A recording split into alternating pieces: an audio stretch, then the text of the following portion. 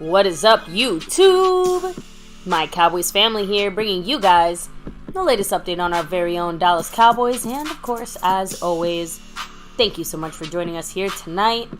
Take a second to hit like, subscribe, hit that notification bell, follow us on all social media at MyCowboysFamily, and hop in the Discord. The link for that's in the description box down below. And of course, guys, as we get rolling tonight, listen, MCW is almost 100% back. Almost there. So very, very excited. Of course, you know who else is almost back? Our Cowboys hitting the field, right? I think it's so funny that basically the second that our Sunday game ends, they're already talking about the next matchup because it's so historic and stuff. So it just cracks me up. And another quick congratulations to the Texas Rangers, of course. Winners of the World Series tonight. But there's even more shout-outs, the most important shout-outs that we have to give here. A huge and extra special shout-out, of course, to the people making MCF happen here. Like your very own sponsor of the week. I believe it is still Snug X. Yeah, he's got the whole takeover in the Cash App side. 11 straight weeks in a row, trying to go for that 12, that 3 months. And then, of course, the sponsor of the week, the Big Baller. He has taken that over, and he's representing it across those boards as we speak. That's not the only boards that are being represented. Of course, because you see the man, Marco Sepian, representing with 45 points on the stream, boss. A huge shout out to him. And an extra special thanks to the man, Jason Renfro, who is the gifted membership. The gifting, yeah. The gifting membership king. So, thank you so much to everyone here showing the love and the support. Of course, there's a handful of variety of ways you can show the love support. We already said it, right? The gifted memberships. You got your super chats. But of course, you see there with the Cash App King, there's a few other different ways that you can show the love and drop the love. Right? You have the Cash App, # My Cowboys Family. The Venmo at My-Cowboys-Family. You have the regular PayPal link. And of course, last but not least, the Streamlabs link lets your comments show up on screen just like a super chat. Now, as far as this week's leaders are concerned, we do have a new crop of people here trying to take over these boards. And if you look at the Cash App side, who again, SnugX, 11 weeks in a row. That is second best in history. The only person that's got more weeks in a row, consecutive wins on the Cash App side is Jason Renfro. And baby, guess what? He's the guy in the lead right now on the top spot. Take it over. Yeah, you know what else he did? He's dropped a $1.99 holler in the Cash App to kind of still extend that lead. Of course, SnugX on that board as well. Will he come back and take it over? Got to wait and see. There's some benefits, though, dropping the love this week. Here, extra special benefits and just the normal stuff. And we'll talk about that in a minute. But much love to Jason Renfro. He's currently in the lead. I know he's our gifting champion, but he's also, gifted a membership this week. And he's in the running, right, for going back-to-back, like our 90s Cowboys. But right now, Skeptical Fan is the man representing that spot right now. I think he's got 5 on it. In the gifting side of things, I think Jason's got 1. So much love to both of you guys. And right now, Skeptical Fan trying to break that streak from Jason Renfro, trying to get it from getting started. You know what I mean? And then the overall board, the man currently in the lead, not just in the lead here, but in the lead of raffle entries. Amazing Games. Much love to him. Appreciate him.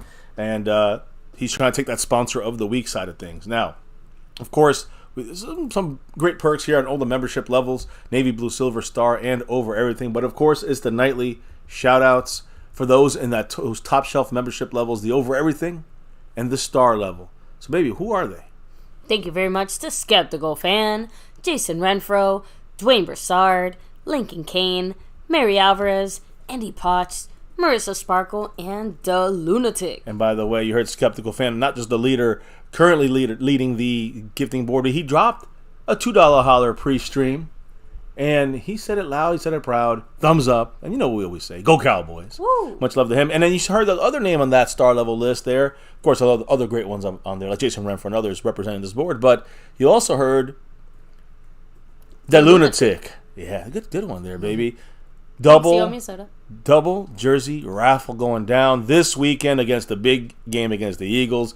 Halftime of the Sunday afternoon game, the battle against the NFC East rivals, the hated Eagles. And it's going to be 2 jerseys given away here to 2 different winners. Cannot wait to see who takes it down. Much love to the Lunatic making this happen. Sewn and stitched jerseys from Cowboys Mosh. And a lot of choices to choose from, a lot of teams and sports. Different teams, different sports. So he'll get them to you. Yeah.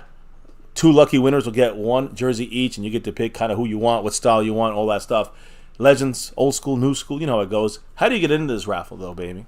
Of course, if you drop a $10 holler, bam, you are automatically in it. And it is cumulative, right? So it all adds up. And guess what? If you want additional bonus entries, bam, every $10 is an additional entry. And membership has its perks because you get a bonus entry for that as well. Navy, blue, silver, or star, you get an extra raffle entry on top of, whatever you've already accumulated. But again, you have to get into the raffle to get that little bonus membership entry to, be ticked and effective there. So on that note, now it is time to open it up and shout out everybody who's representing here with us live on stream as we talk about our Cowboys and some major updates for this team as we get ready for this major battle against the Eagles. That's right. So thank you very much to Jason Renfro, much love. We have Double R in the house. Griff181, peace to you. Redman R, you already know. Again, we have to bring the rest of that championship luck, a little bit across the street from that stadium, right? Yeah. Congrats. I guess we'll say Although it now. they won in, Arizona, of course. Yeah, but big, again, they were celebrating at Texas Live. Huge congrats to the Texas Rangers. We were there for the opening of the World Series, not at the game, but right next door, walking around, listening to it live. So that was a lot of fun to be in the city in Dallas while this was brewing and building up. Yeah, feeling that championship energy, right? It makes me miss it for the Cowboys. And I need it. I remember it for the Cowboys. Not necessarily in Dallas, but I remember it in my neck of the woods. It was you can feel all over America, all over the world. You can feel the Cowboy energy when we had that team. So, it's good to see the Rangers having that buzz, that feel, and I hope it somehow, like you said, translates over across the field to AT&T Stadium and our Dallas Cowboys. But yes, congrats to the Rangers, their first World Series win ever in their entire 63-year history. Do the math. That's when the Cowboys were born. So, right around that same time. I don't know if it was 59 or 60. Either way, we're about the same age. We got 5 on it. They got 1 on it. Congrats to them. And hopefully we get 1 more on it. And another one. And another one. To 6, 7, 8, 9, 10, and beyond. Anyways, it's not about the Cowboys at this moment. They do rep that star, though, on their, in their logos and stuff. And it is Go Rangers. Congrats to them. Congrats, Dallas. Now let's get it with the Dallas Cowboys. That's what we need to get. Yes. Anyways, go ahead. Continue with the shout-outs. Yes. Of course, we have Dwayne Broussard, the top dog. Much love. Yeah. Matt Persico representing. And yeah, that is one of the nice things about Dak Prescott. Say whatever you want, but he is the NFC East daddy. And we're very much looking forward to him continuing that dominating streak against some of our rivals there. Mike Aldana, much love. I don't know what it's going to take for us Cowboys to see the light. Hopefully not too much more, right? Stephen White in the house as well. What's up? Of course, skeptical fan. Always staying skeptical. Freedom first. I think he was first tonight, so shout out to him. We see Eric Copork. Hopefully I said that right. Rolando Rodriguez, much love.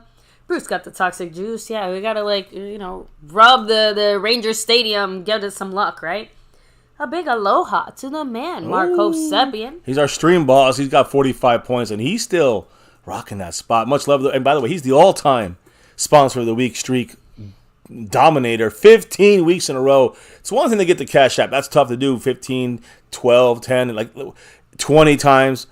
But 15 times as a sponsor of the week, that's really tough. And big congrats to Mark for that. Just always, he's one of the top, sponsors here at MCF. So big shout outs to him. But yeah, he's currently on the top of the board, as you see there. I think he's like 3rd behind Jason Renfro in a battle for that top spot. Amazing games in the first spot right there. And by the way, I know everybody's kind of accumulating their stuff. I know Jason was asking about it. I think he's at 4+, and of course the bonus entry. So you got he's almost at 6, I think, for him. Amazing games, of course. He's got 7 entries as of this moment. Skeptical fan, he's like 1 or 2 away from 3 plus his bonus. That's 4. So everyone's slowly building up some raffle entries, and we got about 15, 20 people in this thing. And hey, it's got 2 fantastic jerseys to raffle off here on at halftime of this Philly game. I can't wait to see who takes those prizes per the lunatic. So much love. Anyways, anyone else maybe before we get rolling? I don't see any new names in the chat, but of course, if you are listening and lurking behind the scenes, shout out to you. But yes, baby, I think it's time to pass the mic off to you in just a moment. Oh, Revelation Journalist hopping in here. What's up? Saying Dak, be like, here we go. Jerry's like, here we don't.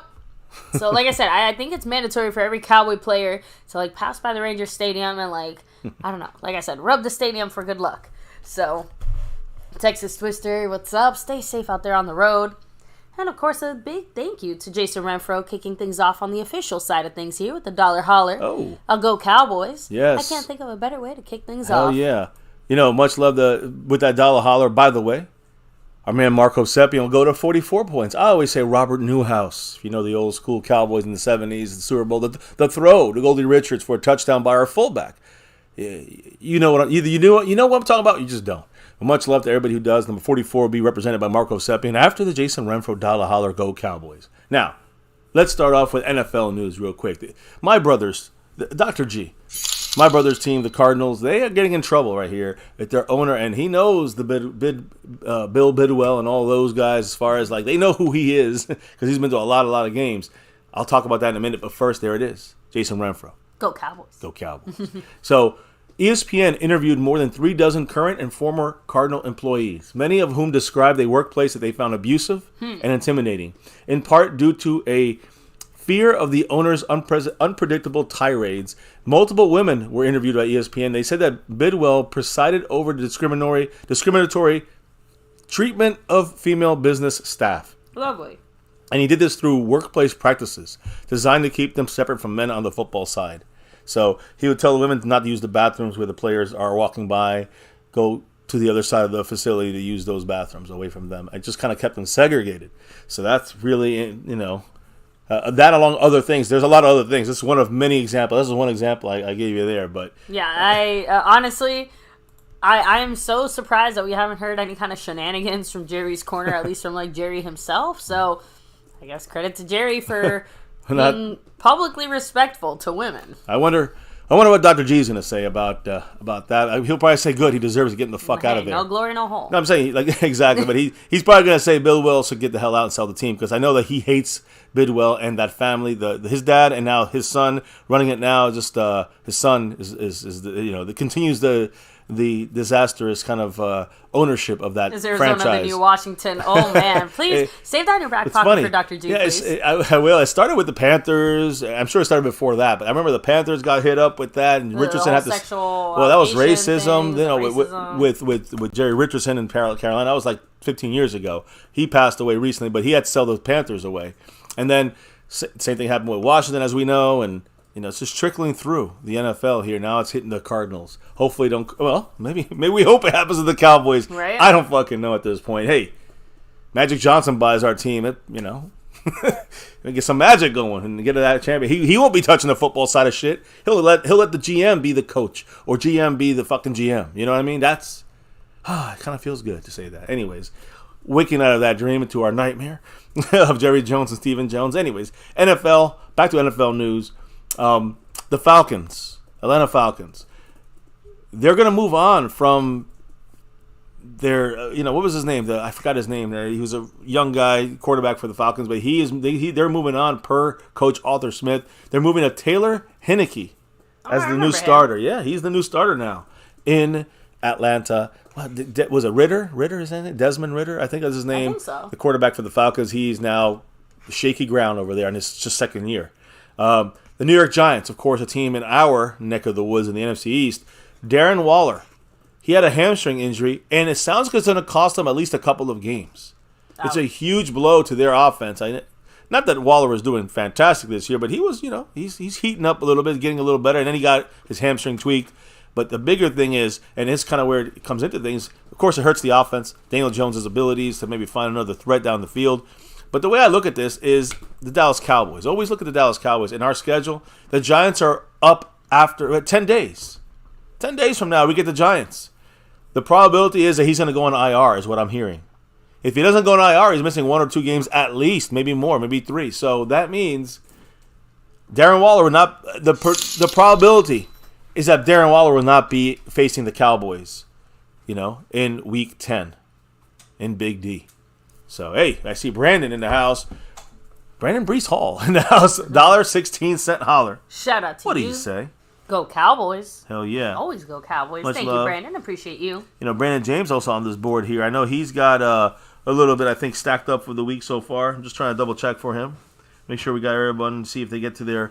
Oh yeah, there he is. He's like at 6.5. You're like 4 away, my guy. If you wanted to get in this raffle, and you're in the membership, so you get a bonus raffle entry for Brandon James. There you go. Just trying to give you the update there, brother. And Skeptical Fan, I'm guessing it did go through since you still have the emojis and a little thing next to your name.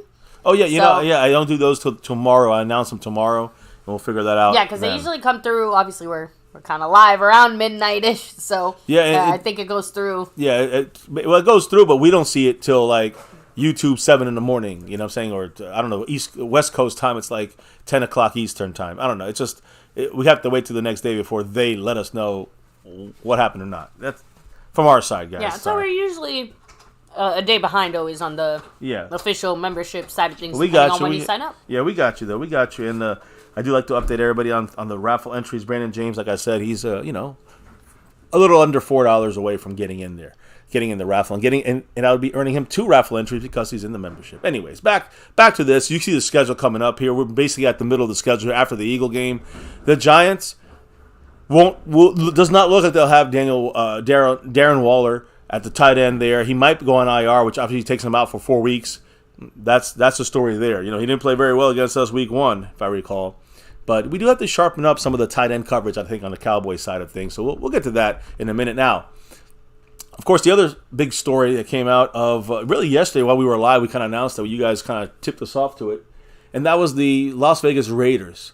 They fired head coach Josh McDaniels. Did it late at night, too. Yeah, very late. Very late. Again, Pacific, even for the West Coast. Pacific time. Man, it was like 9 p.m., 10 p.m. Pacific Coast. But the thing is, the Raiders decided to move on from Josh McDaniels and GM David Ziegler. The Raiders gave Josh McDaniels, listen to this, a 6-year contract in January of 2022. He has over 4 full years left on the deal, and the Raiders have to pay every penny. It's like a guaranteed contract for a player.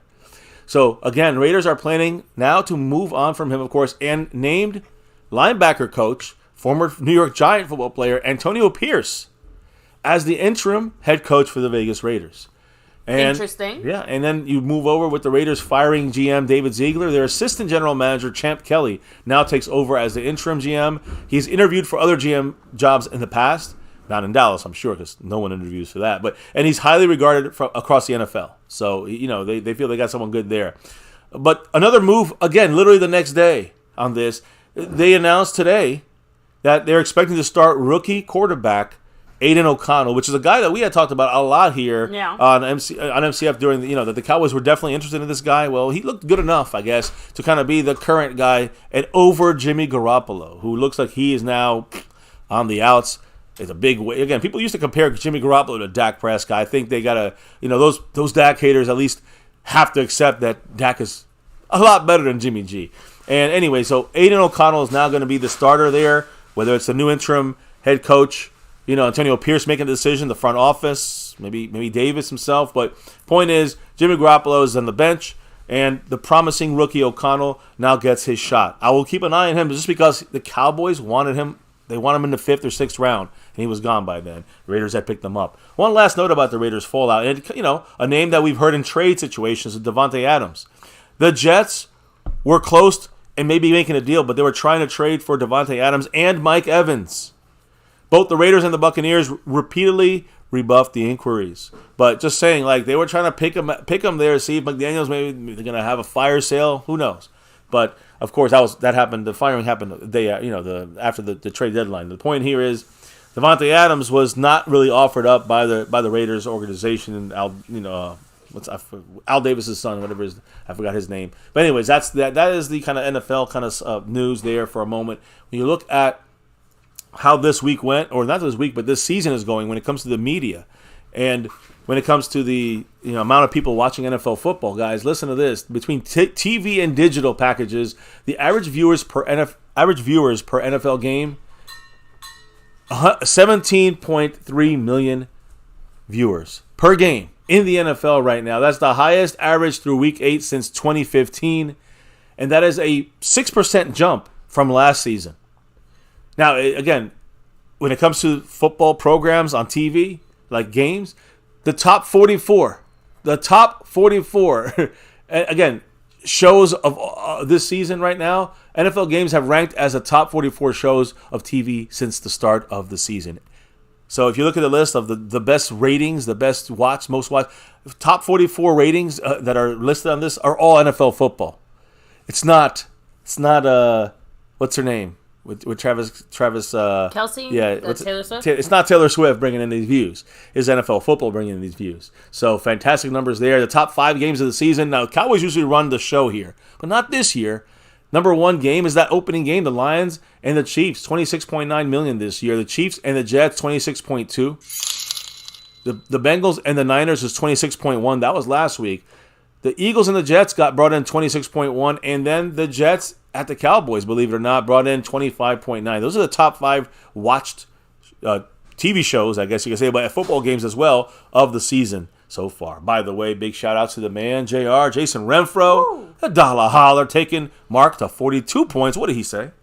Go Cowboys. Yeah, Cowboy. He also said more in the Cash App. Oh, well, let's double check that as he's trying to, slowly but surely add to his lead. I wanted to read this comment I responded to in the chat from Bruce Got the Toxic Juice. He said, funny how quite a few people that some say are better than Dak keep washing out. Interesting. Yeah, interesting, huh?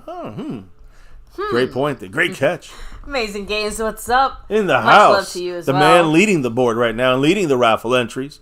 Much love. Oh, and yeah, Skeptical Fan, like I said, I jokingly said there, yeah, we'll let you know tomorrow. And hopefully together we can triangulate that. What was that again? No, his membership. Oh yeah, we'll figure it out. YouTube thing, like basically they hit at the same time, and they look the same, so he's like not sure if it actually went through or not. If he still has his thing, it should be good to go because that means that YouTube's saying you're good. So that's not us. YouTube has the controls; they have the keys on that. But we got you, man. No matter what, we got you, and we'll add it to the totals. By the way, if you're in the membership and it hits. So I did want to say, baby, I'm shouting out the man, Jason Renfro now. Trickling another $1.98 holler in the Cash App, extending a lead a little bit bigger now against Snug X on that top spot, trying to snap that streak, that 11-week streak by Snug X. Jason Renfro's right there. He's still trickling upwards, and he's trying to get closer to adding another raffle entry. Much love to him. Still in second place though at Amazing Games, although he is getting closer there too. Much love, Jason. Appreciate you. And he said, "Yo, Cowboys." Thank you. So Michael Clark, what's up? Hopefully the Cowboys do something, right? Right now we just have to beat the team in front of us, but and that's a big the team. odds are definitely in our favor if we can beat the Eagles. As far as getting to the playoffs, it's basically like a lock at that point. Although obviously still lots of football left to play, but I think it's going to do a lot for this team's confidence as well. It also not only will it help the confidence, but it puts us in control, literally control our own destiny if you really want to look at it that way. That if we win out, we get the first seed no matter what else happens. We beat the Lions, we knock them out, down the list, and we beat the Eagles. I'm saying if you look at our schedule, and I put it up there earlier. I mean, look, beating the Eagles is a huge boost going into this second half of the season, and it's still a long way to go. I'm not going to say we're going to win out, but if you keep winning these games, you're supposed to win. I'm sure the Cowboys will slip up against Buffalo or Miami or something like that, but you got to beat those Lions. You got to beat the Eagles, and you got to beat Seattle and your own division, the Panthers. You got to take the easy teams down. So when you look at it like this, you get those division games, you beat the Lions, Seattle, the Panthers. Everything else falls into place. All right, and yeah, that means the Eagles going to be weighed down if we beat them twice. They're going to probably lose another one here and there. We don't know what the Niners are going to do, but we knock the Lions down the peg if we take care of them. I'm just saying they're going to falter here and there. So listen, we're in the inside track. If we won all the games, we're number 1 seed. If we win out from right now, we're the number 1 seed, no matter what anybody does. That's facts. So just saying, we literally still at this moment control our own destiny, and that's just an aspect to look at this. But if you win that game, you beat the teams you're supposed to beat, like the Giants, the Panthers, and yes, the Commanders on Thanksgiving. You got to get ready for the Seattle game. It's a playoff type team. The Eagles at home. Those are three weeks in a row. You're getting home games. You got to win those. Exactly. And then you go on the road too. You're going to falter there probably. Let's not be fake here. But one of those games you might pull out. One of them you may lose. You beat the Lions back at home. You're sealing it up, guys. You might have to win the Washington game on the road to finalize that top seed. So be it. Let's go, Cowboys. That's the best I can do for you guys and give you the realist here. If we can get on that route where we need to go and beat those teams that we got to beat, the Eagles, our divisional teams, the tough, the easy teams, we got to take care of business. Now, what about our players? We were at the game, the Rams game. There were a couple key individual records being broken and set and all that stuff, or tied. This week, kicker Brandon Aubrey from the Cowboys, of course, was named the NFC Special Teams Player of the Week. NFC representation, special teams player. Again, I think we had like 3 kickers. Dan Bailey, and a couple others had made it. I think a punter. These are the as far as special teams for the Cowboys in the past. I think we had 3 other guys that have made it. So of course he made it because he hit that 58-yard field goal, tied for the longest by an NFL rookie since 2019, and again third best by Maher since Maher in 2018 on the Cowboys team. So he also knocked in 5 extra points. Aubrey, of course, has made his first 18 field goals to begin his career, tying the all-time record. So, again, one more. The next field goal he kicks, he's got to make. He breaks the all-time record. He's in the record books. Special teams is special again. It's very special. If he can knock it through, especially this, one more. Those cleats will go into, the Hall of Fame. Guaranteed. So, just want to let you guys know that. Now, another guy who almost got in there as the offensive player of the week in the NFC, the quarterback position, Dak Prescott was up for voting there, and he got beat out by Jalen Hurts. Jalen Hurts beat Dak Prescott for NFC Offensive Player of the Week. Dak, threw for 304 yards, had 4 touchdown passes, completed 80.6% of his passes against the Rams, and, left the game resting-wise, early, midway in the fourth quarter. So what I'm trying to say is, Hurts had to play all the way through, got a little more stats, and got a little more of the votes. Let's put it that way. Just now we touched into the NFL, into the Cowboy news here. Who spoke today? The Big Bubble, Mike McCarthy.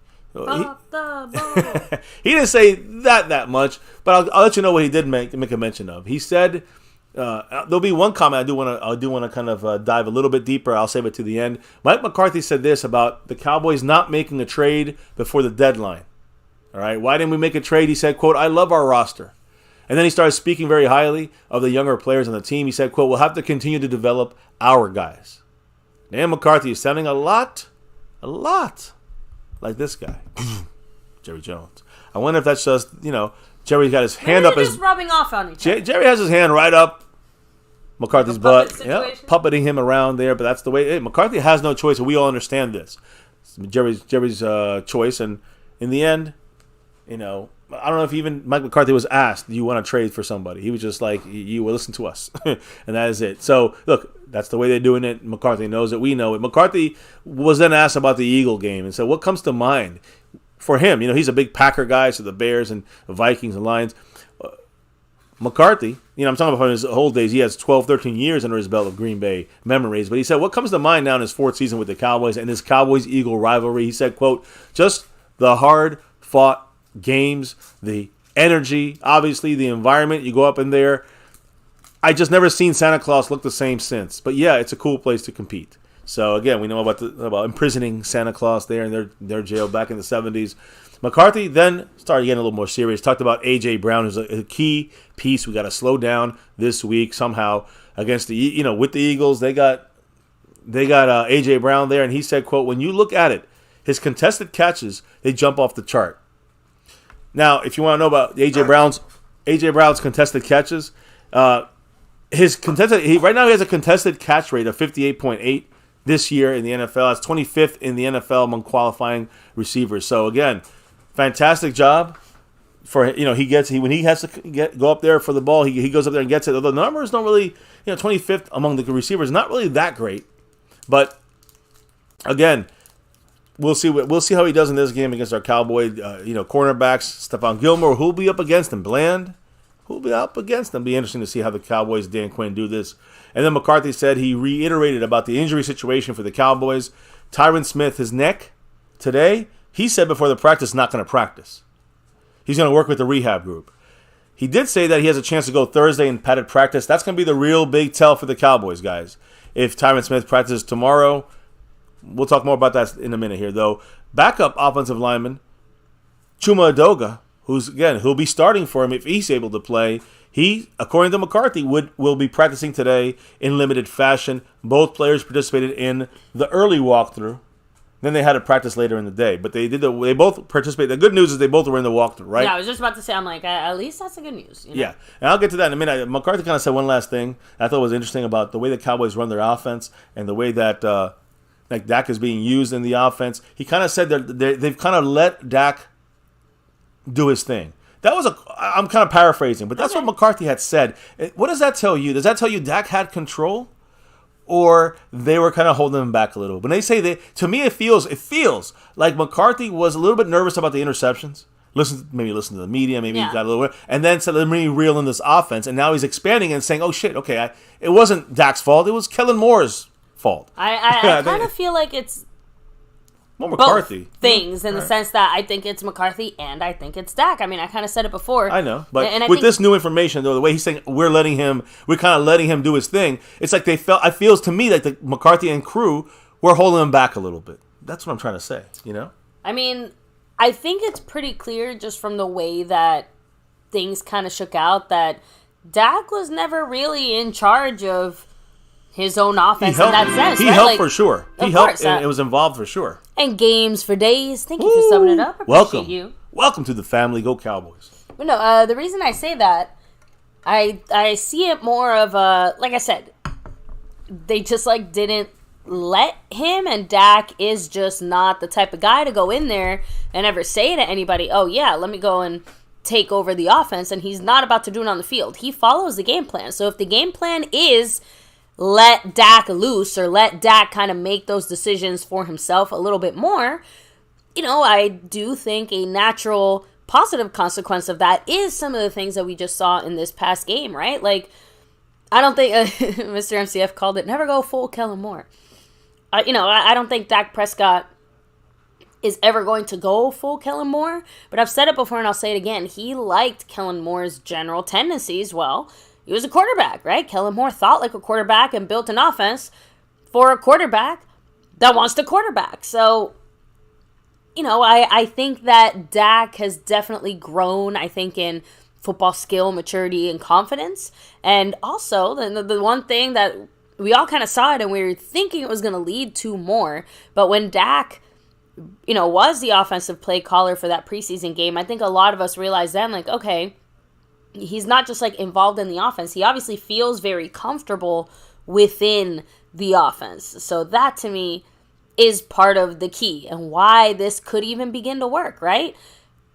But at the end of the day, it's still up to McCarthy to tell Dak, hey, these are the parameters you have to work with. These are the plays. These are the whatever. You go out there and, you know, play with it in the way that you want. But you still have to clearly define what those limits are for Dak. Because if not, he's going to stay within whatever limits he thinks he's supposed to. And I'm sorry. Like I said, I still see him very much as the guy who's going to listen to whatever the game plan is.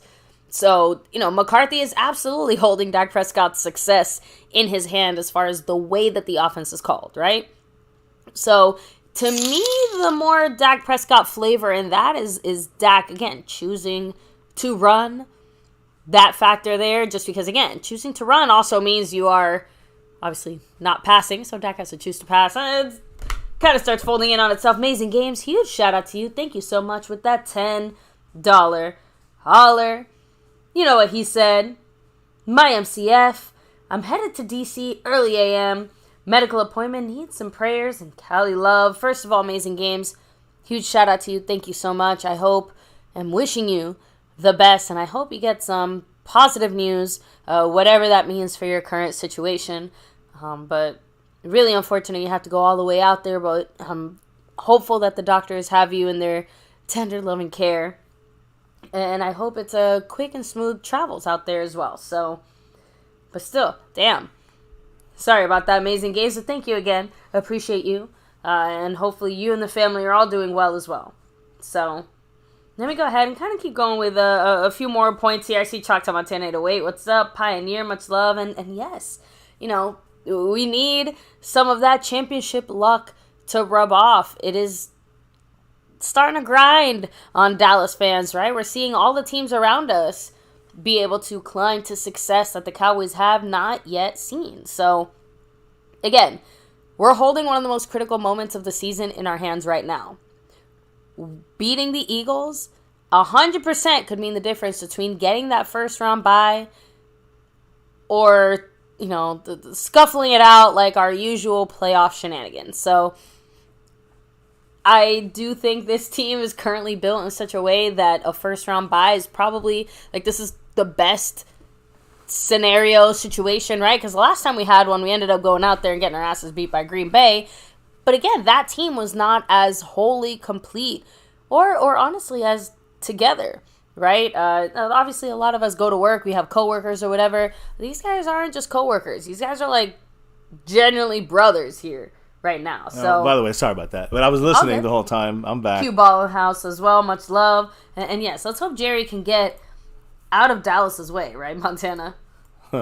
That hasn't happened in the past. I'm Wow. a little worried about that happening. It seems like every year Jerry gets in the way, some shape, form, or fashion. But anyways, when it comes to Dak, and I was saying it, and again, it's not even I'm not trying to be negative here about even, the coaching or Dak, I'm just going by what I hear. When I hear Mike McCarthy saying we kind of let Dak do his thing, take over, that tells me someone was holding him back from doing that. Whether it's running, whether it's aggressively going down the field, throwing more aggressively, the vertical routes, that stuff, it's been gone for a little bit. Now it's kind of back. This game, at least, against the Rams. We're going to talk about that a lot more tomorrow. You don't want to miss it because I'll give you details of what the Cowboys are doing differently that I think they need to stick with doing. We've talked about this all week so far, but tonight's defense, our defense versus this offense of the Eagles, we'll get into that tonight. But a little Dak talk there because McCarthy McCarthy was asked about it, and he kind of, I don't know. I don't want to say spilled the beans, but he kind of showed us, hey, we were holding Dak back a little bit with this game plan and these play calling. Now we know we can open it up. Again, like I said, it is up to McCarthy to do that. Dak will absolutely stay within whatever parameters you set for him. So if you tell him to stay in that box, he's going to stay in that box. Whatever the parameters are set for right now, keep him that way, McCarthy, and evolve it. Evolve it forward, but to keep this foundation. Anyways. Today's practice, right? McCarthy, he went back, after his press conference, and then shortly afterwards, the media portion was opened for the media to come out there and see that media portion of practice. Cowboys, the 88 Club 88, whatever you want to call it. Guys like Drew Pearson and Des Bryant, but you had Michael Irvin, the playmaker, and CeeDee Lamb chilling there. Yes, Michael Irvin the playmaker was at the Star. I mean, we were just there a couple days ago, staying in the same spot he was. And we got to see, today, Michael Irvin just basically saying hi to everyone. Micah Parsons and him, Michael was tackling him. They were hugging. Of course, Michael Irvin was big time discussion and talk there with CeeDee Lamb. They walked off together, just talking about the 88 Club, right? So, it's awesome to see these guys kind of, getting that history, from guys that have won it, the last guys that have won it with the Star on their helmets. There to kind of give them the extra little, hey, look, we are part of this thing forever. It's not just being part of the Browns. It's we're part of this team forever, and you're seeing them walking in and out of that freaking place all the time. Yeah, and again, with the whole DeMarcus Ware thing, while we were at the game and stuff, you genuinely do feel the love and the passion that these, older players have, and how much they also want these younger players to experience that same glory that they did. It's not a selfish feeling. It is an abundant feeling. You want to share it. You want to give it. And they want to feel it too.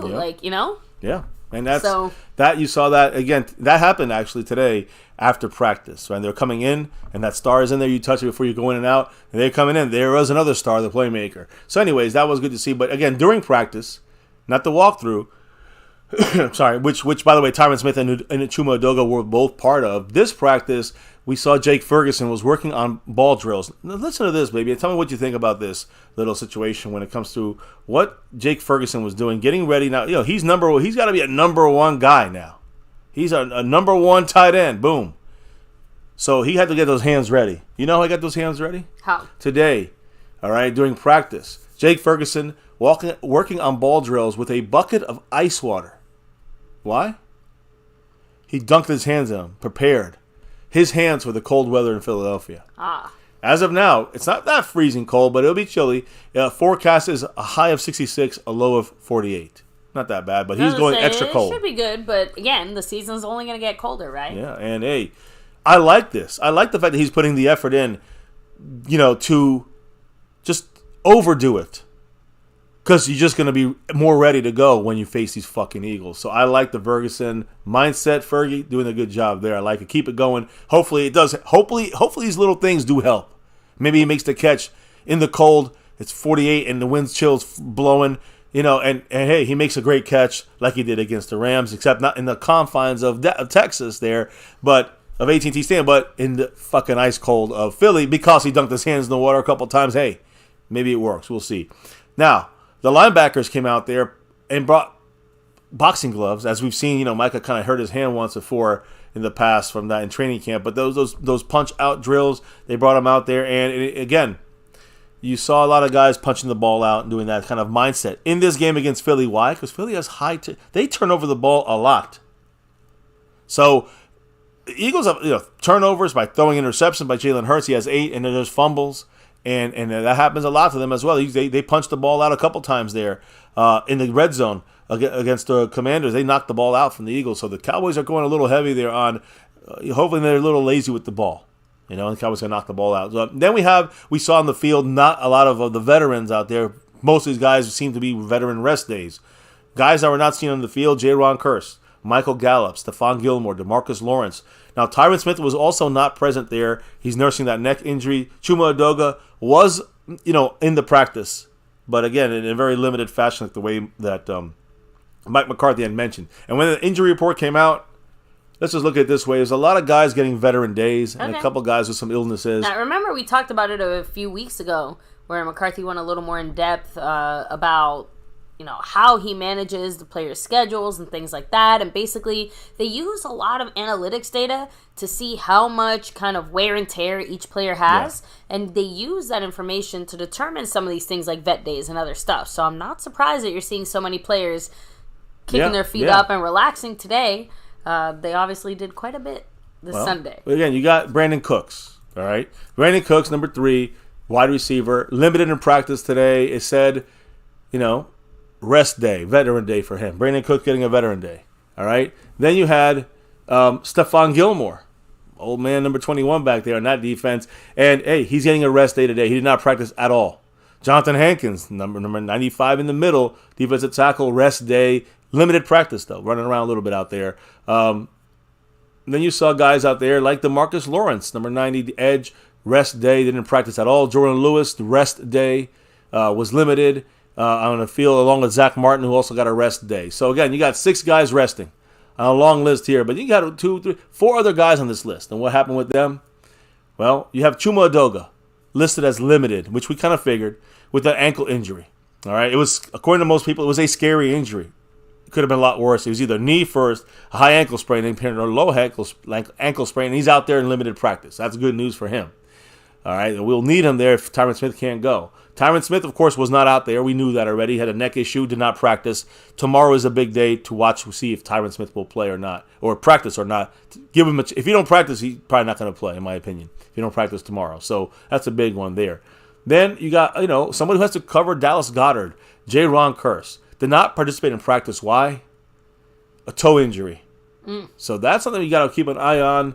I don't know what happened. I'm sure we'll know more tomorrow. Look, if we didn't hear about it more or less during the game or immediately after the game, it's probably relatively minor. So or a practice injury again. True. Good point. But this is the first time they're really on the field. Maybe it happened in the walkthrough. Maybe he just stubbed his toe. It could have been something that happened in the game, and he just got through it. You know what I'm saying? And then now they checked it out and said, just take it light this week. Yeah. We'll have to wait and see. Hear more about that tomorrow from McCarthy. Yeah, we'll hopefully know more about Jaron Kearse. And then there was also let me see here, another guy, Michael Gallup, did not practice today. Why? He had an illness. So it looks like he's going to get through this flu, virus, stomachache, COVID. It's not COVID, but I'm saying whatever he's sick with, Look, Patrick Mahomes started it, but now it is sweeping through the NFL. Yes, you're probably going to see quite a few players sick or out with the flu or things like that for the next week or two, because clearly there is a bug going around there. Yeah. I know I saw some joking comments earlier in the chat, but joking, not so joking, basically saying maybe Gallup should be a healthy scratch so that we can see a little bit more from some of our younger faster guys that seem to be doing better. Jalen, again, I don't think Jalen Brooks is the guy you're going to see out there. He's the guy taking the inactive role right now. But, guys like Tolbert jumping them, everyone's asking for that. Like I said earlier in the week after the Rams game, Michael Gallup had the least snaps of this season so far, and Tolbert had the most snaps of the season so far when nobody was hurt, when everyone was healthy, when all the three starters were healthy. So interesting that they're slowly turning towards Tolbert a little more than Gallup would like.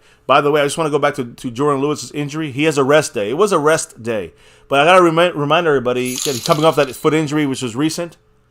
I think he was the only guy, but he played every defensive snap against the Rams. You talk about that health meter they check. He played a full game. They don't want to stress him too much. They gave him a rest day for Jordan Lewis. So it kind of goes in line with what you're saying. And it goes in line to what the man, Jason Renfro, is saying when he drops another dollar holler. They're taking Marco Seppi to 30 points on the stream, boss. What did Jason have to say?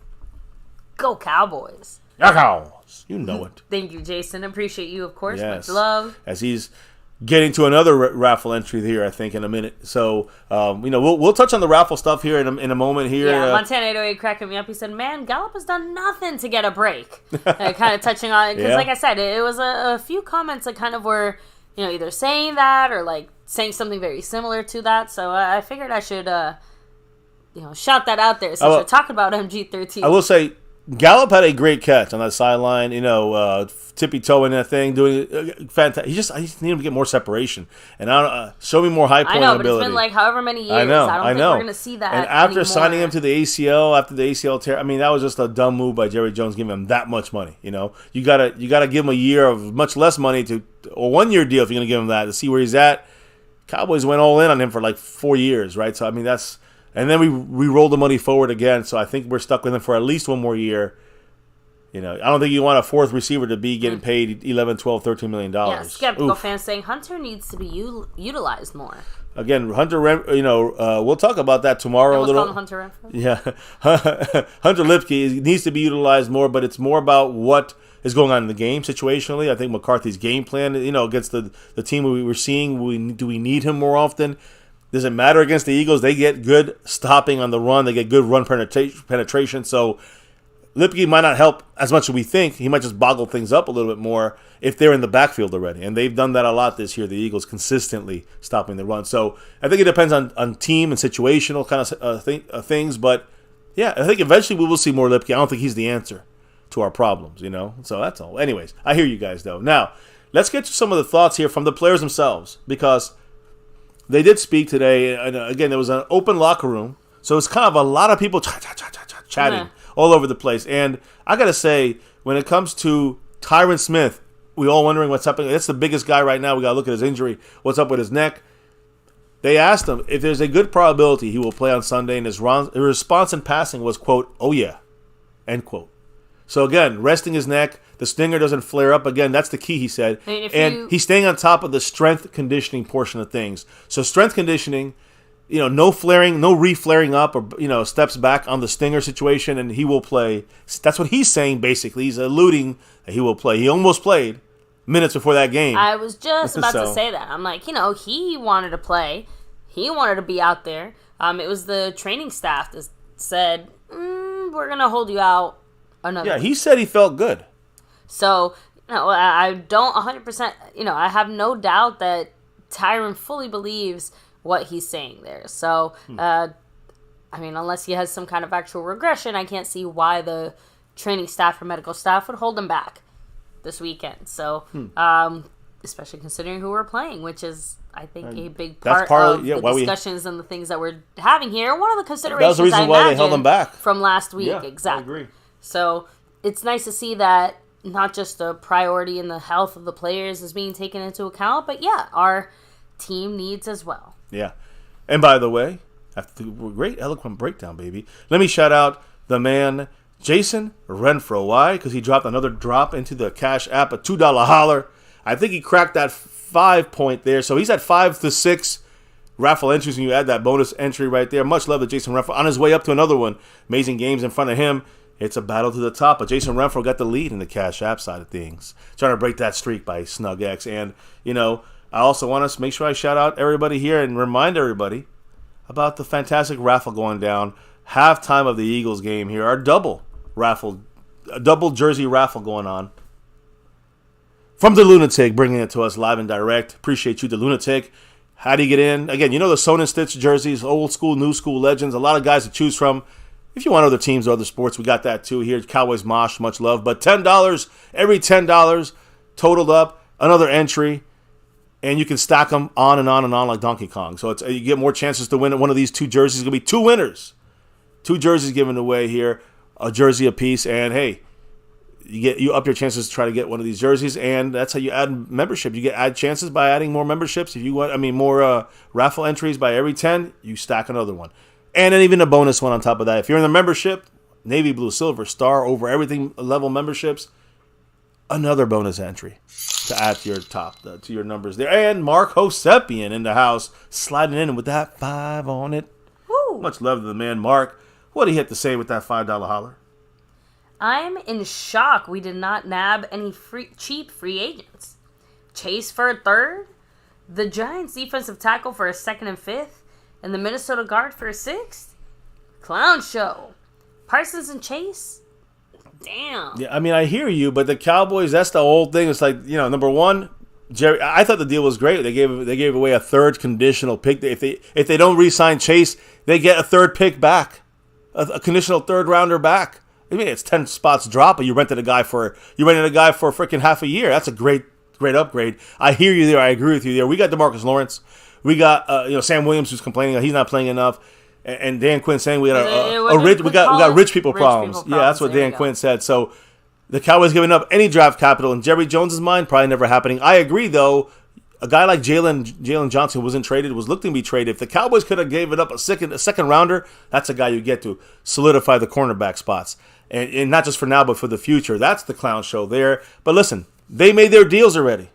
You know when they made these deals? Stephon Gilmore, Brandon Cooks. We gave away a fifth and a sixth rounder, and the Jerry Jones crew, they don't want to give away a second, a first, or a first, second, or third. And all we have left is 2 7-rounders right now before we get our compensatory picks back from the guys that we lost. So it's about not having enough draft capital to make any real moves, and even their moves, Hankins is the greatest move we made in 5 years. So that's the limit. You know what I'm saying? In this situation, not in the offseason, but in this situation. So that's the level of guy you're looking at when it comes to Jerry Jones and making deals.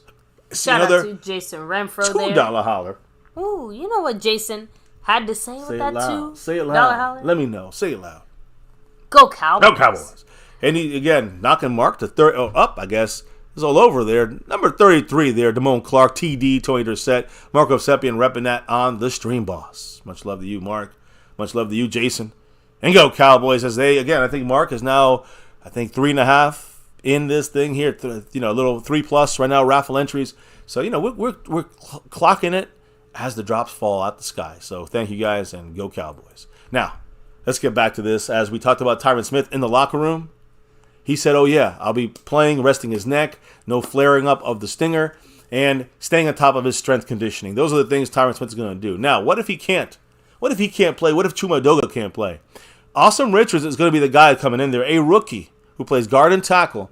He's going to have to jump in there. He's a 5th rounder. And he was asked if he's ready to go if Tyron and Chuma can't get in there. And he said basically he's done a lot of cross-training this season when it comes to guard and tackle. Okay. So he's got some tackle background there. He's also a Philly-born and bred guy. And he said, quote, I'm looking forward to this matchup. So, again, hopefully he wants to kick some Eagle ass, even though he's from that area. And finally, let me just say one other guy here who spoke on my side of things before you take over, baby. And that is Jaron Curse. All right? Jaron Curse who, has that toe injury.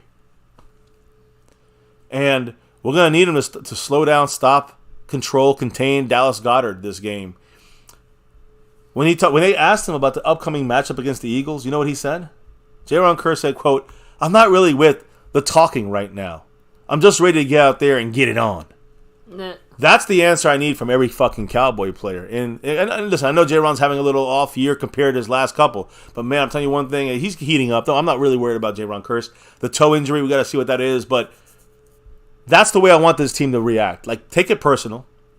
Not talk about it. Who gives a fuck about what DeMarcus Lawrence is spewing? I don't care what DeMarcus Lawrence wants to say. Oh, we're going to kick their ass. Fuck that shit.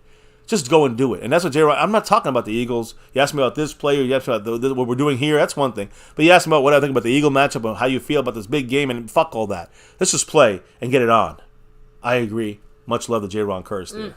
You know what I mean? And you know what? Crispy and clean. Obviously maybe he's not playing at the same kind of extremely high level, because you got to remember, it's hard to play that elite. Like, unless you're like a Michael Parsons type, it is hard to play at that high level for so long. That doesn't make him bad. Just means that obviously he's just not playing like that in the same intensity as he was last year. I think, honestly, part of our scheme, like our scheme situation, had a little bit to do with that as well. Because remember, up until this past game, after the Diggs injury, we were still kind of figuring out what it was that we wanted to do with our guys. So, that obviously had to affected him. So, intentionally or unintentionally. So, let me see. Justin D also throwing out there, where would we be now if we didn't have Gilly when Diggs went down? If we mentioned had only Anthony Brown holding it together, again, he couldn't even make the damn practice squad of the Steelers and the Niners. Ow. Yeah, we'd be in trouble, is what would happen. That would be a big problem. Yeah, and imagine what that would do to the development of Bland as well. Yeah, strain on him a lot. You saw what happened last year. Think about it only on the one side, but damn. You're right. You raise those expectations, Bland will clearly rise up to meet them, which is what he has been doing, but there's no way he would have been able to carry that burden the way that he would have had to had we not gotten a guy like Gilmore. We saw it last year. When Jordan Lewis went down, he went in there, did a great job. Then we lost Anthony Brown, believe it or not. Now we had to strain him, and he got burned in that Green Bay game that went into overtime. We lost. We had a 14-point lead, and Kellen Moore didn't want to stop passing. I'm just saying these are the things that, Bland is handling a lot, doing more than expected. Fantastic, but at a certain point, you can't strain these guys. The Gilmore trade, like you said, helped Gilmore, helped the defense, and helped Deron Bland. So good points there. Great points. Yeah. Now, again, back to you, baby. Yeah, let's keep it rolling here because, again, we have the Eagle game to discuss here and talk about. So before I get to that, though, I know you are the one that's supposed to actually be talking about who spoke today, baby, in the locker room. I gave you a quick little run-through of a couple of major things. Tyron Smith, J-Ron Curse, Alson Richards, who may have to come in there and start this week. Knocking on wood. Jerry Jones said one of these two guys will be there. If not one, both. But in case, Alson Richards said he's ready to go with cross-training at guard and tackle. So, baby, who spoke today? What do they say? Break it down for the family. Well, let's go ahead and speak on the only offensive player we really heard from today. I really don't have too much to say, but Tony Pollard did take a second to share his thoughts as far as having a statistically great performance. And he had 53 yards. That's it in this last game against the Rams. Now, Tony Pollard, said this as far as finally kind of breaking through and having a really truly dominant game. He said it's coming. And he was kind of asshole makes you say that. He said, I just know it is. I'm speaking it into existence. So, just break some tackles. Love to see it. Like I said, a big burst here and there. I think he is such an underrated tackler right now. I mean, he's killing it when it comes to the tackling side of things. So we love to see it. Yeah.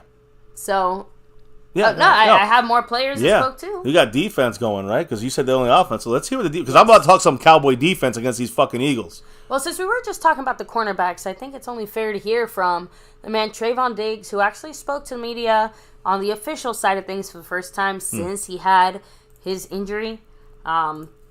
He started things off with a joke saying, "Oh, hopefully I can play this week." So we know he's out for the year, guys. No, but seriously, nice to see him with a sense of humor. No, I want to make sure those. He's gonna play. No, guys. Yeah, he's out for the year. But hey, that was a joke. Yes, but it's okay. It's good to hear him get a little giddy. And there he is. Yeah, he only recently had that surgery, so. Yeah, he's out for the year until next year, guys. But hey, he'll be back, and the hope he'll be ready. I mean, he's going through a lot right now, so I know he spoke some more. So he also went on to talk about how he's adjusted to being sidelined, saying, at first it was tough, but I'm used to it now, just every day doing the same things, getting my routine down and getting structure and discipline to focus on what's important. So, of course, in his absence, like we were just saying 2 seconds ago, Bland has really kind of stepped it up and taken over part of that Diggs role, like not just Gilmore, right? Yeah, big time. Bland stepping up. And Diggs said that he's not surprised at all by how well Bland is doing, right? He said it's amazing to see what he's capable of. I've been watching him since he came in. He's always been a heck of a player. I'm just excited to see him display it. He's playing like one of the best corners right now, and I'm excited for him and truly, truly happy for him. So, and also said almost the same thing about Jordan Lewis, who is right now actually personally really mentoring Trayvon Diggs, especially with this whole injury situation. Yeah, he broke that foot in Detroit against Detroit in Dallas last year after an interception, and that was a Lisfranc fracture that was like the worst the doctors have seen in like 35, 40 years. So it was going to take a lot to get back there. You know, they weren't sure if he was going to be able to even play again. Yeah. So he had to deal with a lot mentally. He got through it. He's on the field now. He got a veteran rest day because he played every snap against the Rams. So much love to Jordan Lewis. But what did Trayvon Diggs say about the injury connection they got? He said, he was one of the first people who told me to take things day by day and step by step. He had a major injury as well that took him away from the guys, and that can be tough.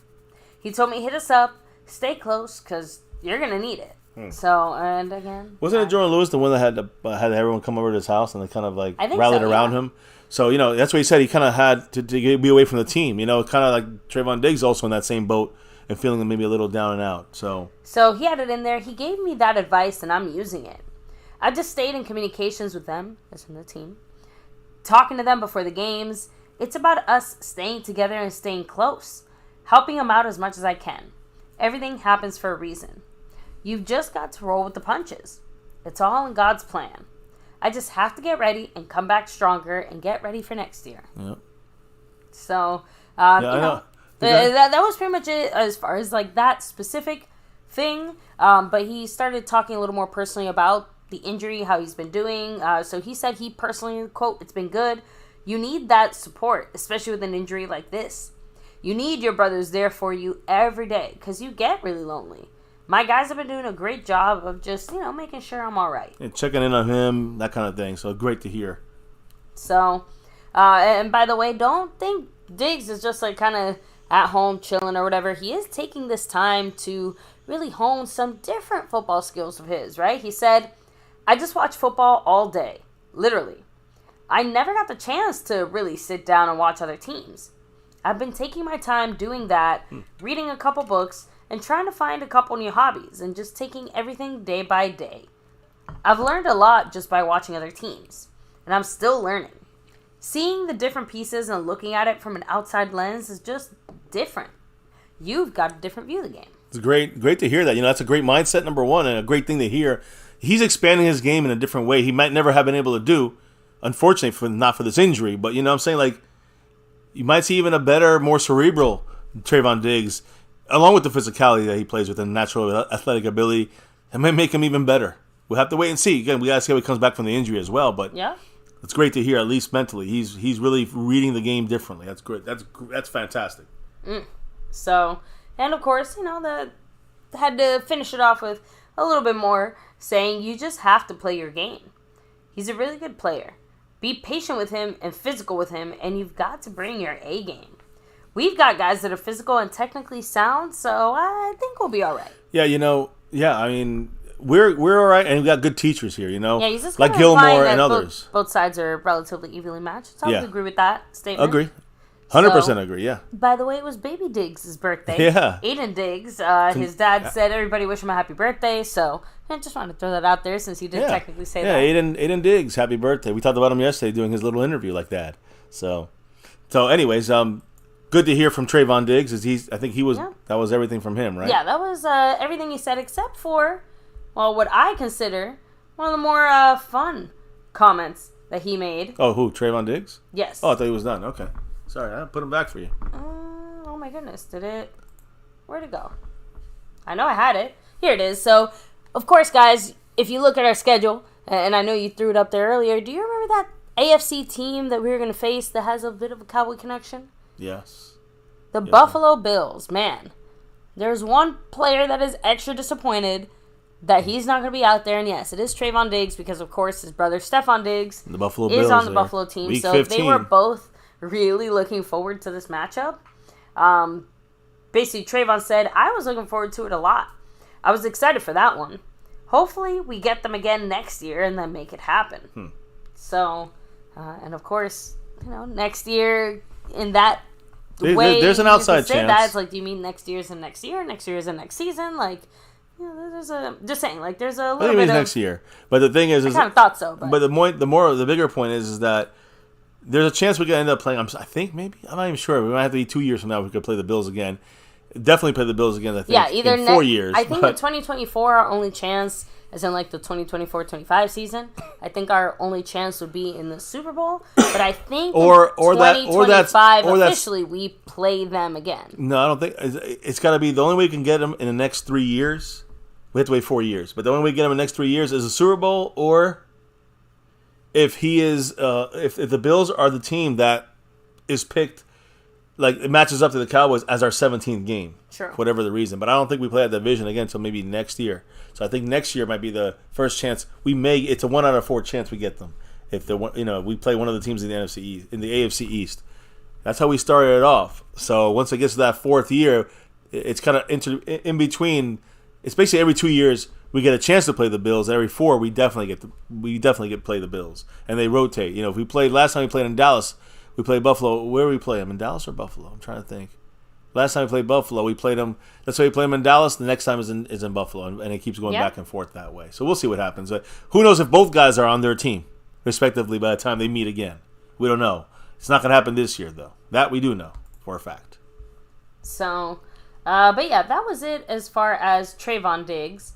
So, again, huge shout out to Trayvon there. Yeah, good to see him back in the mix, with the team. And kind of giving us a little 2 cents of what he's been up to, going through and doing behind the scenes. But he wasn't the only one that was out there talking, right? I mean, we had another defensive player speak or two, right? Yeah, I think you might have heard of him once or twice, right?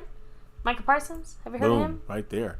I know I've been seeing what he does out there in that field, whether it was this season, early, let's just say the Giant game, right? And his ability to get triple teamed and still get sacks. He's got 6 this year for the Lion, hungry Lion. And you got him here stopping, just holding his side, almost setting the edge, getting double teamed, and causing other guys to get sacks. On and on and on, to helping our defense doing these things because of what he does and the attention he gives. So what did Micah have to say today? Well, you got to remember, Micah is from PA, right? So in a way, this is a bit of a homecoming, and he said it's always cool. I think the atmosphere last year was pretty exciting. Definitely one of the most fun games I've been in terms of fans and the energy. It was pretty dope for sure, and I'm excited to go back. There you go. So he's ready for some Philly meat. So he also threw out there, Jalen is an explosive guy, as in Jalen Hurts. So just want to make that clear. A guy that can do it with his legs or his arm. He's really been coming on here the last couple years, and we've definitely got our hands full with a mobile quarterback and where we are right now. Oh. So honestly, Micah's being relatively frank and straightforward there. Yeah. I just wanted to add in there about Trayvon Diggs. I mean, Trayvon Diggs always played against Jalen Hurts so well. He always seemed to dominate, to get a lot of interceptions on him. And, Micah doesn't really have more than half a sack against these Eagles every time, anytime he's played. So we need to see Micah getting more involved and getting in against a mobile quarterback and breaking the fucking pocket up. Let the other guys pick up the pieces, but Micah be the bomb. And so, that's what I expect to see from Micah this week against these Eagles, against a very good offensive line. We're going to talk about them in a minute. So, Micah basically said that, pretty much every year Hurts has been playing better and doing better. So, and Micah even pointed out, I would just say that it's his processing. There were times when I first got in the league, maybe in his rookie year, his second year, he would hold on to the ball and things like that. But I mean, from this year to last year, he's been processing pretty fast and at more of an elite level. So even Micah's saying, like, hey, facing off against Hurts is going to be even more of a challenge now because, well, he's actually he's evolving a better his game. Quarterback. He's evolved. Even counting for the picks. Yeah. Because I think he leads the league right now with 8. He's evolving, but yeah, he's definitely under pressure. He didn't look too good this year, except against Washington last week. Just going to remind everybody that. We'll talk about it. So, and of course, can't forget about that Philly special and how the tush push. Quack, quack. But Parsons said, we've just got to go out there and be aggressive. I don't think that there's a real answer. You just got to stop it. You've got to win first and second down, not even letting them get to a 4th and 1 and things like that, and then get off the field on 3rd down. We just can't even let them get into that position.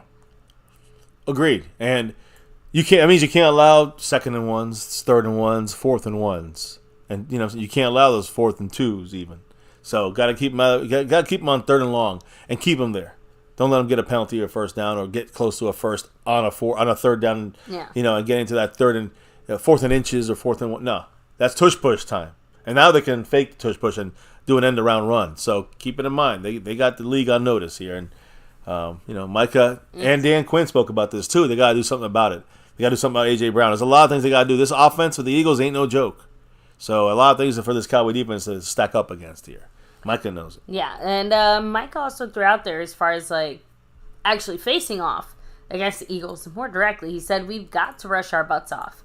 Most games are won up front, and for us to win this game, we got to win up front.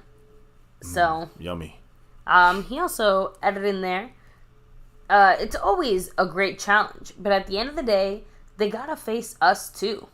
I know they're looking over when Micah's here, what are we going to do? When Micah's there, what are we going to do?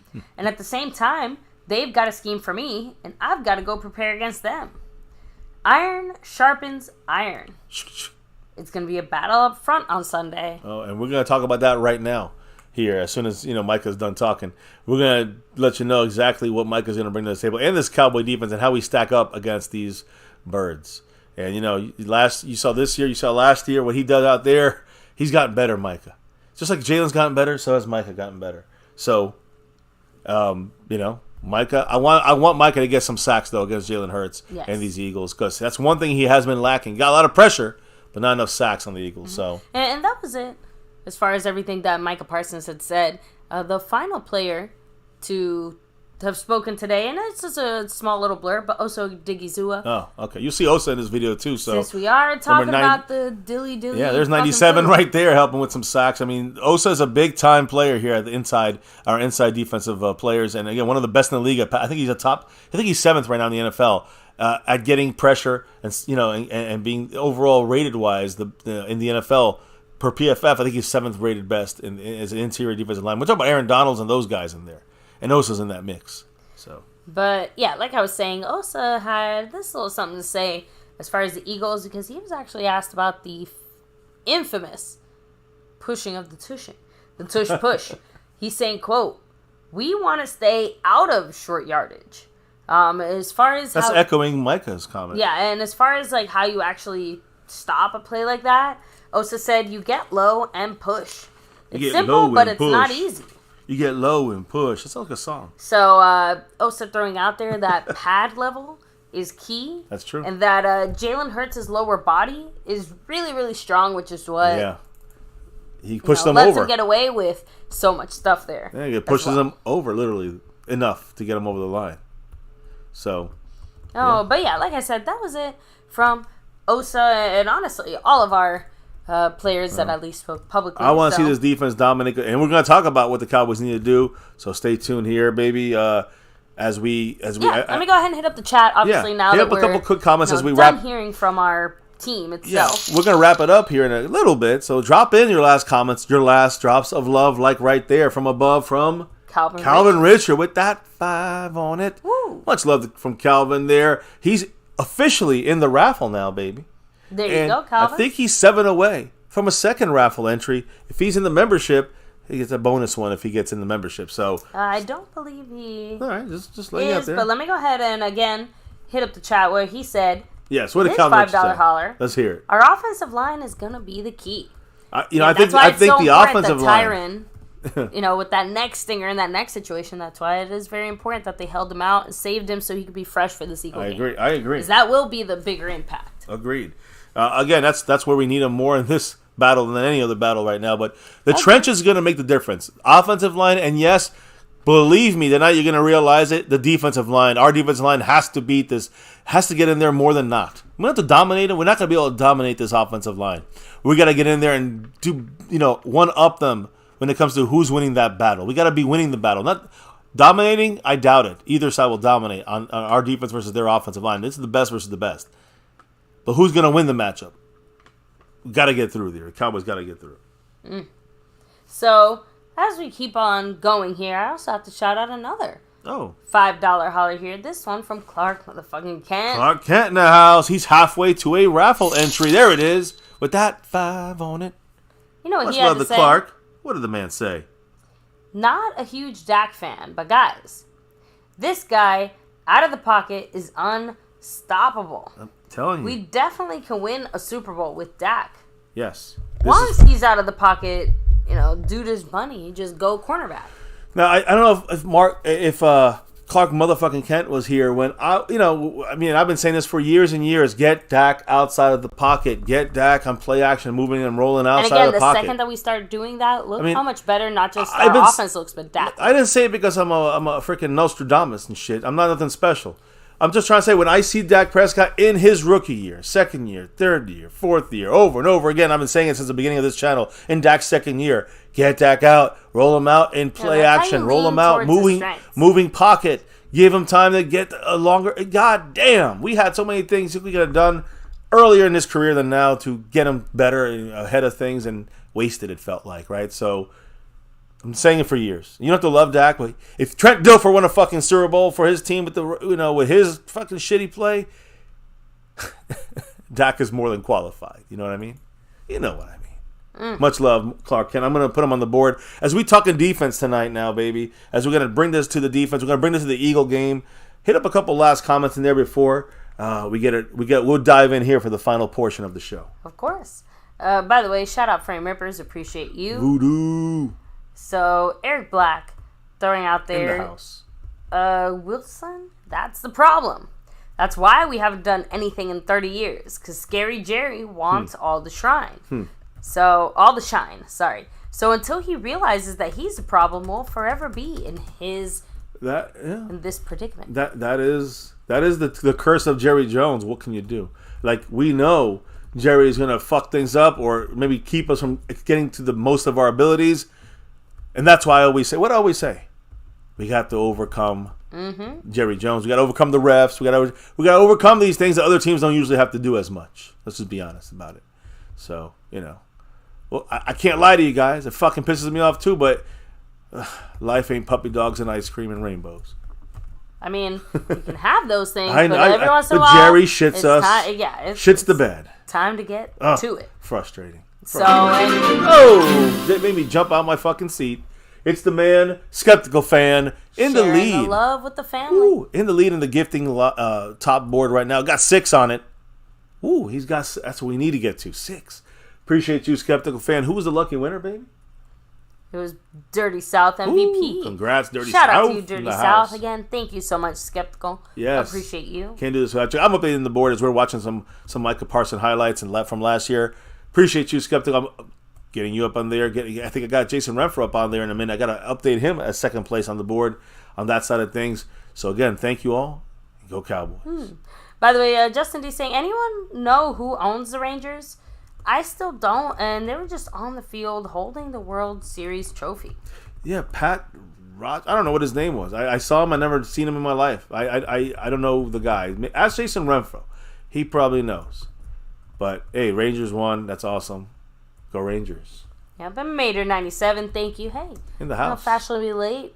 Better than... Yeah, you're at the end of the show here, but hey, you got the meat of it here. You got the injuries and Tyron Smith. We'll see tomorrow's practice. That's a key. And, all the other little things that are, of course, of major importance.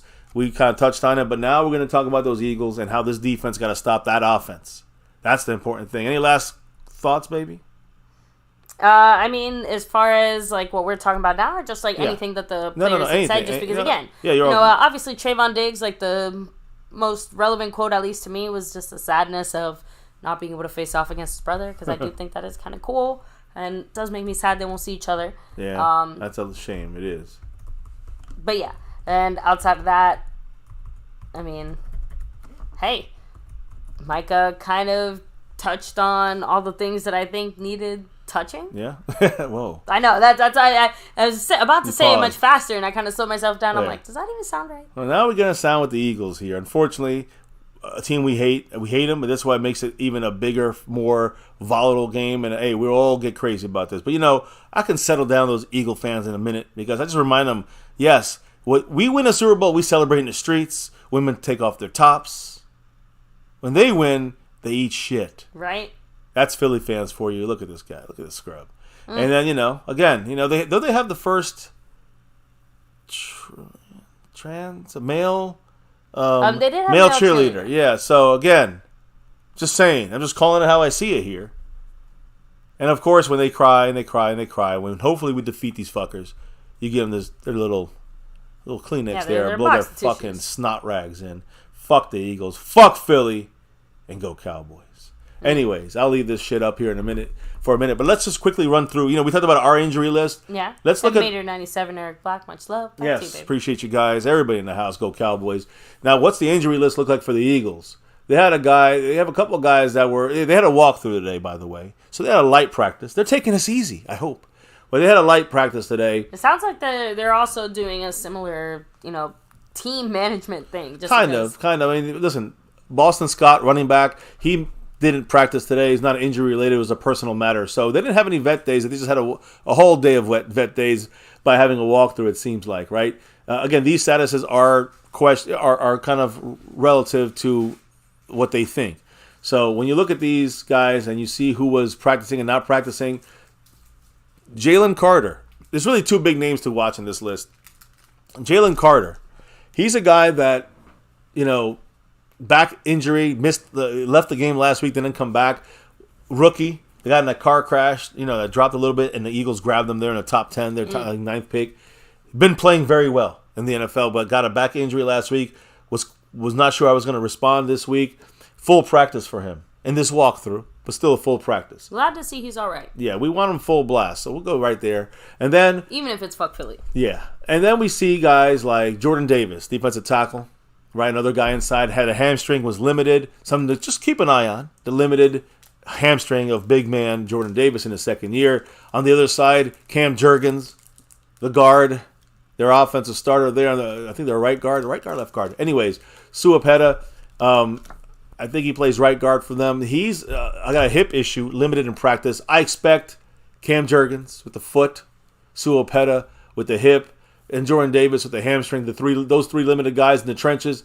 Also, Milton Williams had a shoulder, was limited as well. These four guys, one of these guys, two guys might not play. It'd probably be someone like Milton Williams over someone like a starter like Cam Jurgens, Suapeta, or Jordan Davis. But nonetheless, guys to keep an eye on. It was just a walkthrough today.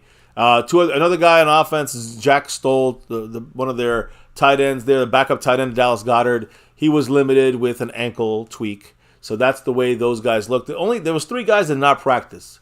Grant Calcaterra, I think he's a rookie, right? Rookie or second year for him. He had a concussion, but he's like their third or fourth tight end. So not really a guy's going to affect them too much if you're looking at kind of advantages. Like I said, Boston Scott was personal issue there, no injury. He was away from the team there. And then the one we got to watch, because this is what it's about here when it comes to looking at some weaknesses. They already are weak, as you can see there on the screen. But they're weak when it comes to nickel cornerback. And their nickel cornerback is Bradley Roby. He has a shoulder injury, did not participate in practice today in any shape, form, or fashion, and it was a walkthrough. So keep a real eye on that. That is a situation where you want to see, you know what I'm going to say, right? CD in the slot for the TD. I'm just saying that's going to be that's a mismatch we got to take advantage of. Their slot cornerback, but they got other options. They might try to put James Bradbury there. They did that last week and against Scary Terry and the Commanders, and he got burned. Good cornerback, but he was not doing too well.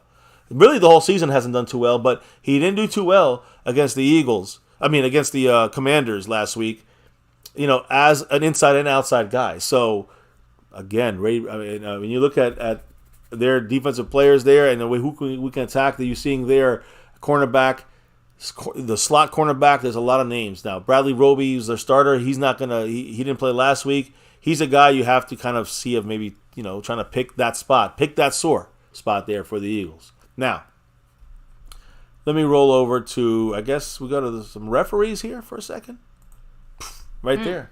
Okay. The referee check real quick, guys. Week 9 referee assignment. We get Trey Blake.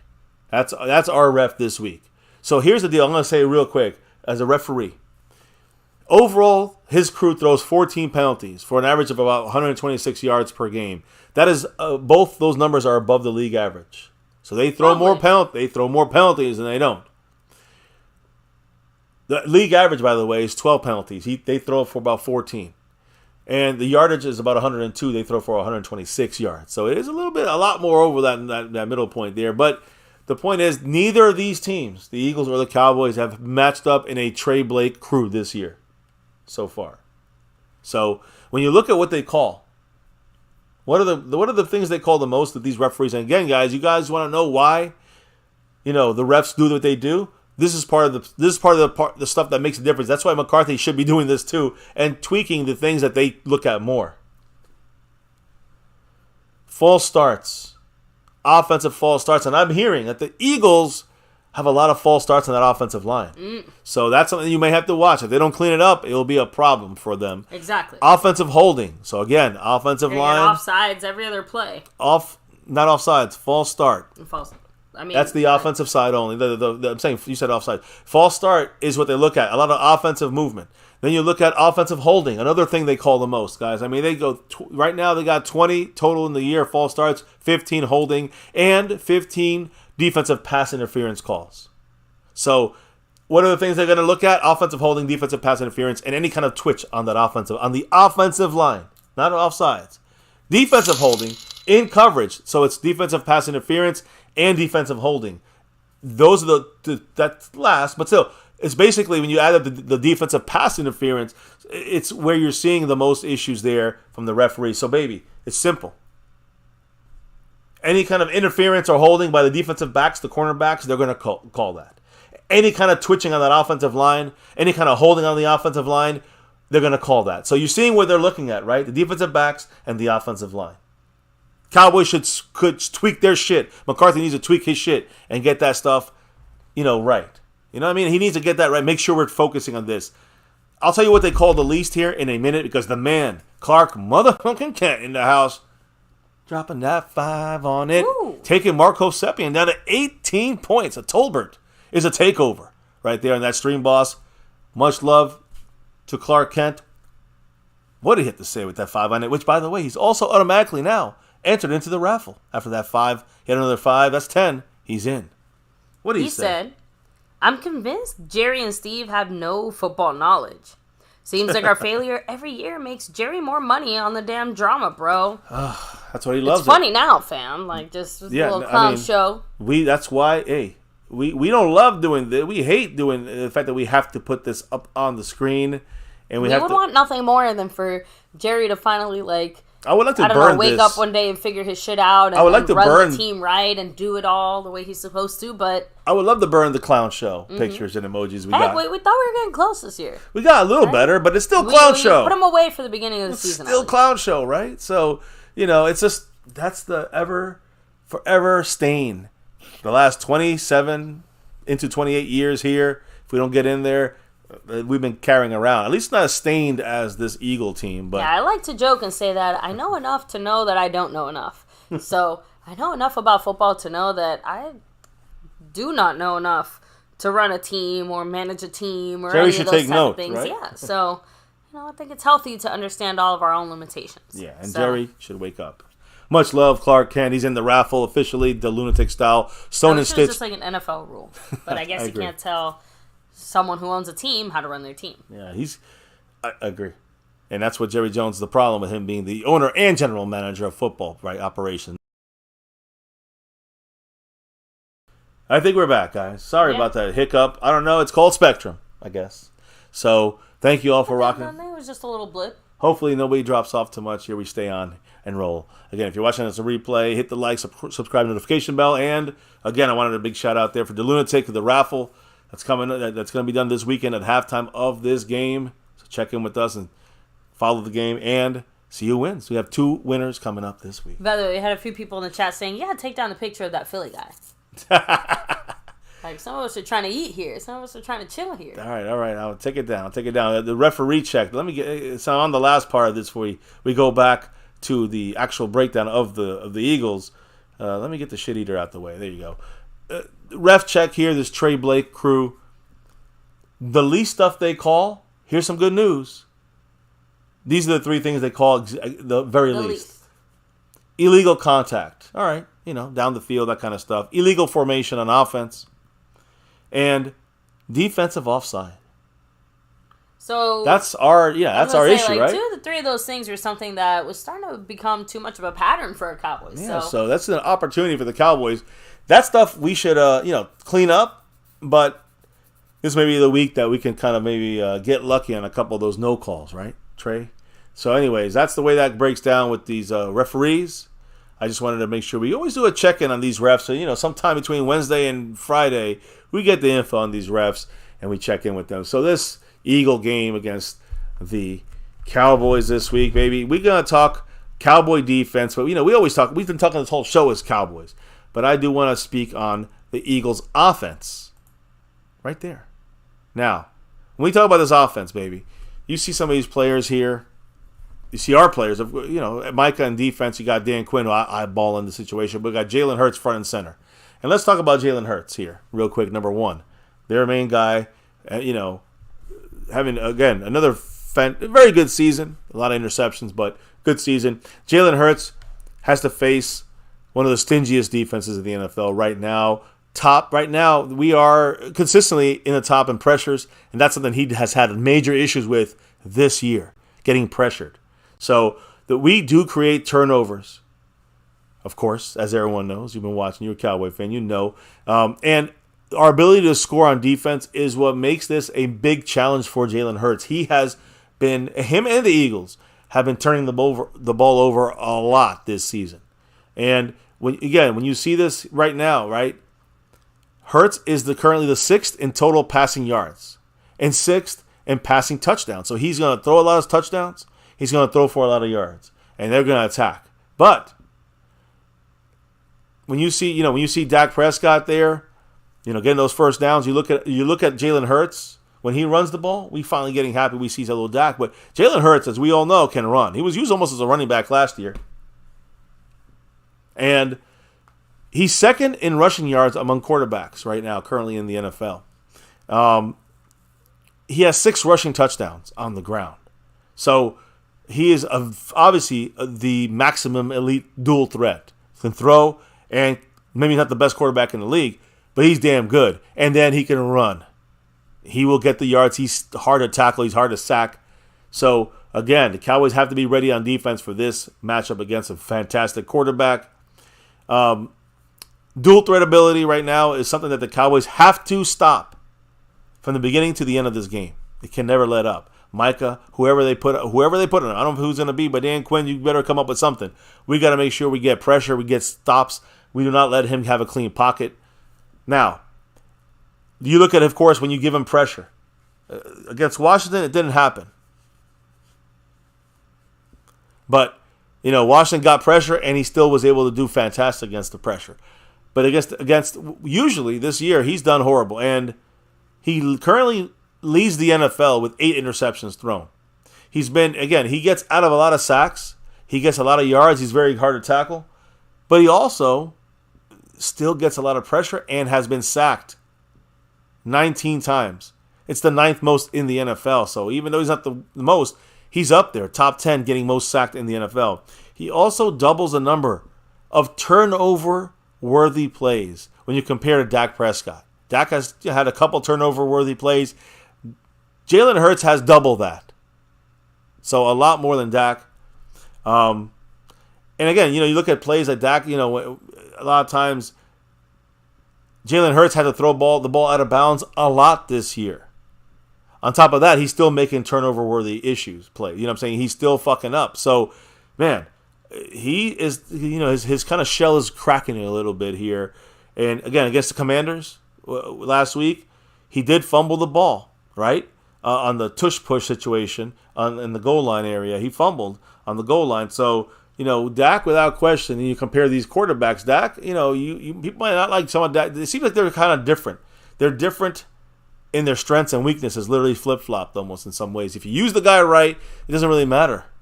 If you use him to his strengths, they would both be fantastic on that field. But Jalen Hurts, the thing about him, guys, is that, you got to keep an eye out. He's been kind of banged up. Jalen Hurts had to go through an hour-long treatment on his injured knee. Ouch. After the Commanders game. Now, again, they said he was limping. He was limping a little bit there. He's been hurt since before this Commander game. And he's been toughing it out for the Eagles since then. But over his last 2 games, he threw for 6 touchdowns, 598 yards passing, and only 1 interception. So recently, he's been doing better. I'm throwing it all out there because the Cowboys got to feel what the real deal is for the Cowboys, for what we got to do to stop these Eagles. And, and that's why I think you see him at the bottom right of the screen there, but that's why I think you got the man, we just talked about him earlier, Micah Parsons, taking over the spot. And listen to this. Myles Garrett from the Browns, right there with Micah Parsons as the most double-teamed defensive edge rushers in the NFL.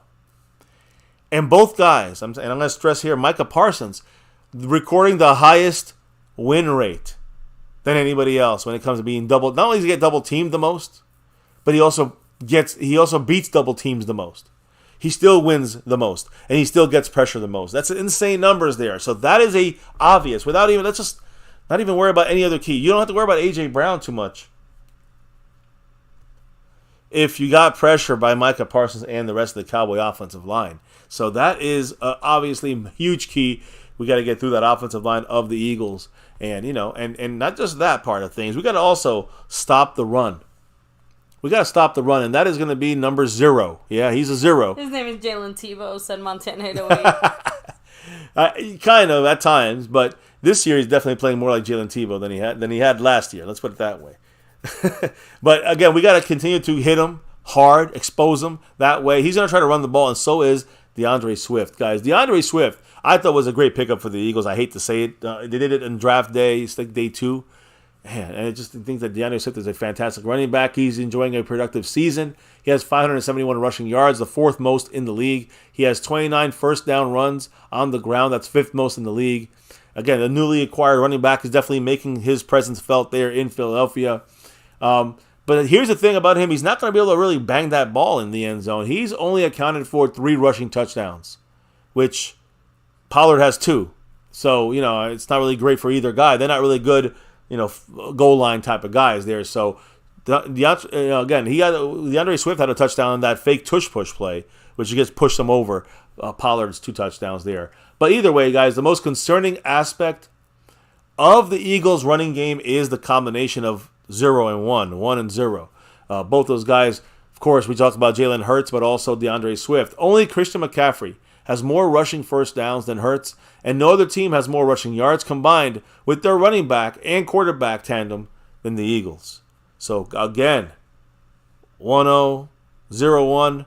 DeAndre Swift, number 0, the running back, got to stop him, got to slow him down. We are one of the better teams, believe it or not, slowing down the run. I think only having, allowing, 100 yards a game. We're averaging 85, I think, was what running backs have averaged at most against us. So, again, I think that we are doing a good job slowing down and stopping the run than we have in the past, but we still need to prove ourselves in this game against a good damn offensive line and DeAndre Swift and Jalen Hurts. So, yeah, and Tornado, what's up? You might have missed the earlier comment from Osa about tush push, but basically a lot of it is more of a technical thing. If you actually want it to succeed, it depends on where the defensive player put their pads and all this other stuff. So yeah, how low you go, pad level, that kind of thing. Yeah. And realistically speaking, I don't think we need to get tush push cute to do the same thing that a little half-yard run to Dak can almost exactly. But the key they said, well, as far as stopping it, the key was don't let them get in 4th and 1, 3rd and 1, 3rd and 2 situations. Keep them away from that. No short yardage situations, especially if you have the chance to give them a 3 and out. Get it done. Maybe do that instead. Get it done. So anyways, as far as stopping the run, guys, the Cowboy run defense has allowed, like I said, only an average of 85 rushing yards per game the last 3 games. That's fantastic run defense. Fantastic. And we face players like Christian McCaffrey, Austin Eckler, and, of course, a lesser threat of Royce Freeman. Yeah, from the Rams. Scrubs all of them, right? No. Well, 2 of the 3 are fantastic. Sarcastic. 2 of the 3 are really good. One of them, Royce, sorry. Well, in the last 3 games, the Cowboys have allowed the 10th fewest rushing yards in the NFL in that same time span. In comparison, though, you look at the Eagles, they've been outrushed 2 of their last 3 contests. So, they will run the ball, but they will allow more yards on the ground, supposedly by their run defense. Although I will say this, Their run defense is probably one of the best in the league. It's just the last 3 weeks, the run defense faltered a little bit on their side, a little more than usual. And for the Cowboys side, we have been solidly locking down opposing running backs, whether it's McCaffrey, Eckler, or Royce. Yeah. Now, we got to shift over here because, again, some of this stuff, when I talked about some pressure on Jalen Hurts, it's going to kind of take away the passing game a little bit if you get more pressure, more sacks, more violence there in the backfield against Jalen Hurts. But that would stop the other threat here you see on the screen, 11. Not Micah Parsons. There's not our number 11. Their number 11. A.J. Brown. He's having a humongous season, guys. He ranks second in the league right now in receiving yards and second in the league in receiving first downs. He will get you the first downs. He will get you the yards. He makes big plays. He has 5 receiving touchdowns. That's the 4th most in the NFL. Last week against the Commanders, he had a one-handed highlight reel, one of the best grabs of the year. He went for 130 yards, 2 touchdowns, great game. Fucking hate him, but him and Hurts are on the same page. They're connected. And behind their starter, their number 1 guy, A.J. Brown, they got another weapon. Yeah, I got to say it. A guy we try to box out the Eagles by letting the Giants jump us, right? Or whatever, so to get their receiver. But they ended up getting Devontae Smith. And he's second right now on the Eagles team with 482 receiving yards. And he has 3 touchdowns to add to all the touchdowns a lot of these guys are catching right now. And then the third guy, they got Julio Jones. But remind everybody, Julio Jones was just put on their 53-man roster, and he's mainly, he plays outside. He had 1 catch last game. It was a big one, a touchdown. But he helped them. But you got to watch him. But he's not a major player here, the Julio Jones. He's not the Julio Jones of the past. Almighty Zacchaeus had to fill in as the 3rd receiver because they put Quez Watkins on IR with that hamstring injury. So with no Quez Watkins, Zacchaeus will be like the 3rd guy, but you're going to bet your ass you're going to see probably a little more sprinkling of Julio Jones this week. So keep an eye on that. As a receiving core for the Eagles, they are having to face a Cowboy defense that is allowing the 4th fewest receiving yards and 3rd lowest completion percentage at 59% in the NFL. So the Cowboys can cover. We bring the heat, the pressure. And DaRon Bland, guys. Oh, you know it. DaRon Bland's going to be stepping in the way here. I don't know if he'll take a pick 6, but let's see if he can take over for what Diggs has done to Jalen Hurts in this Eagle defense. DaRon Bland went in single coverage. All right, so he's in single coverage, not getting any help. No double, no help from the backside. In single coverage. No zone. 89.9 coverage grade. That is a cunt hair away from elite and 1st in the NFL among all cornerbacks. He's only allowed 6 catches all year in single coverage. He has 3 interceptions in single coverage. And he's forced 6 incompletions. And when any quarterback attacks DaRon Bland, when he's in single coverage, 7.5 passer rating is what's been allowed. Now that's lockdown motherfucking dominance right there. And I want to see this matchup. I'm looking at 26. Do you think he'll go? I want to know what the family thinks in the chat. Do you think that Bland will be matched up against A.J. Brown? What do you think? I don't know. Do you think Gilmore can do it? I don't know if he can do it. Maybe he's the guy that should go up there. I don't know. I like Bland. They'll move. Listen, they move around. There's 2 guys, Devontae Smith and A.J. Brown, into the slot a little bit. But both those guys are really outside receivers. So think of it like that. Bland can go inside or outside with him.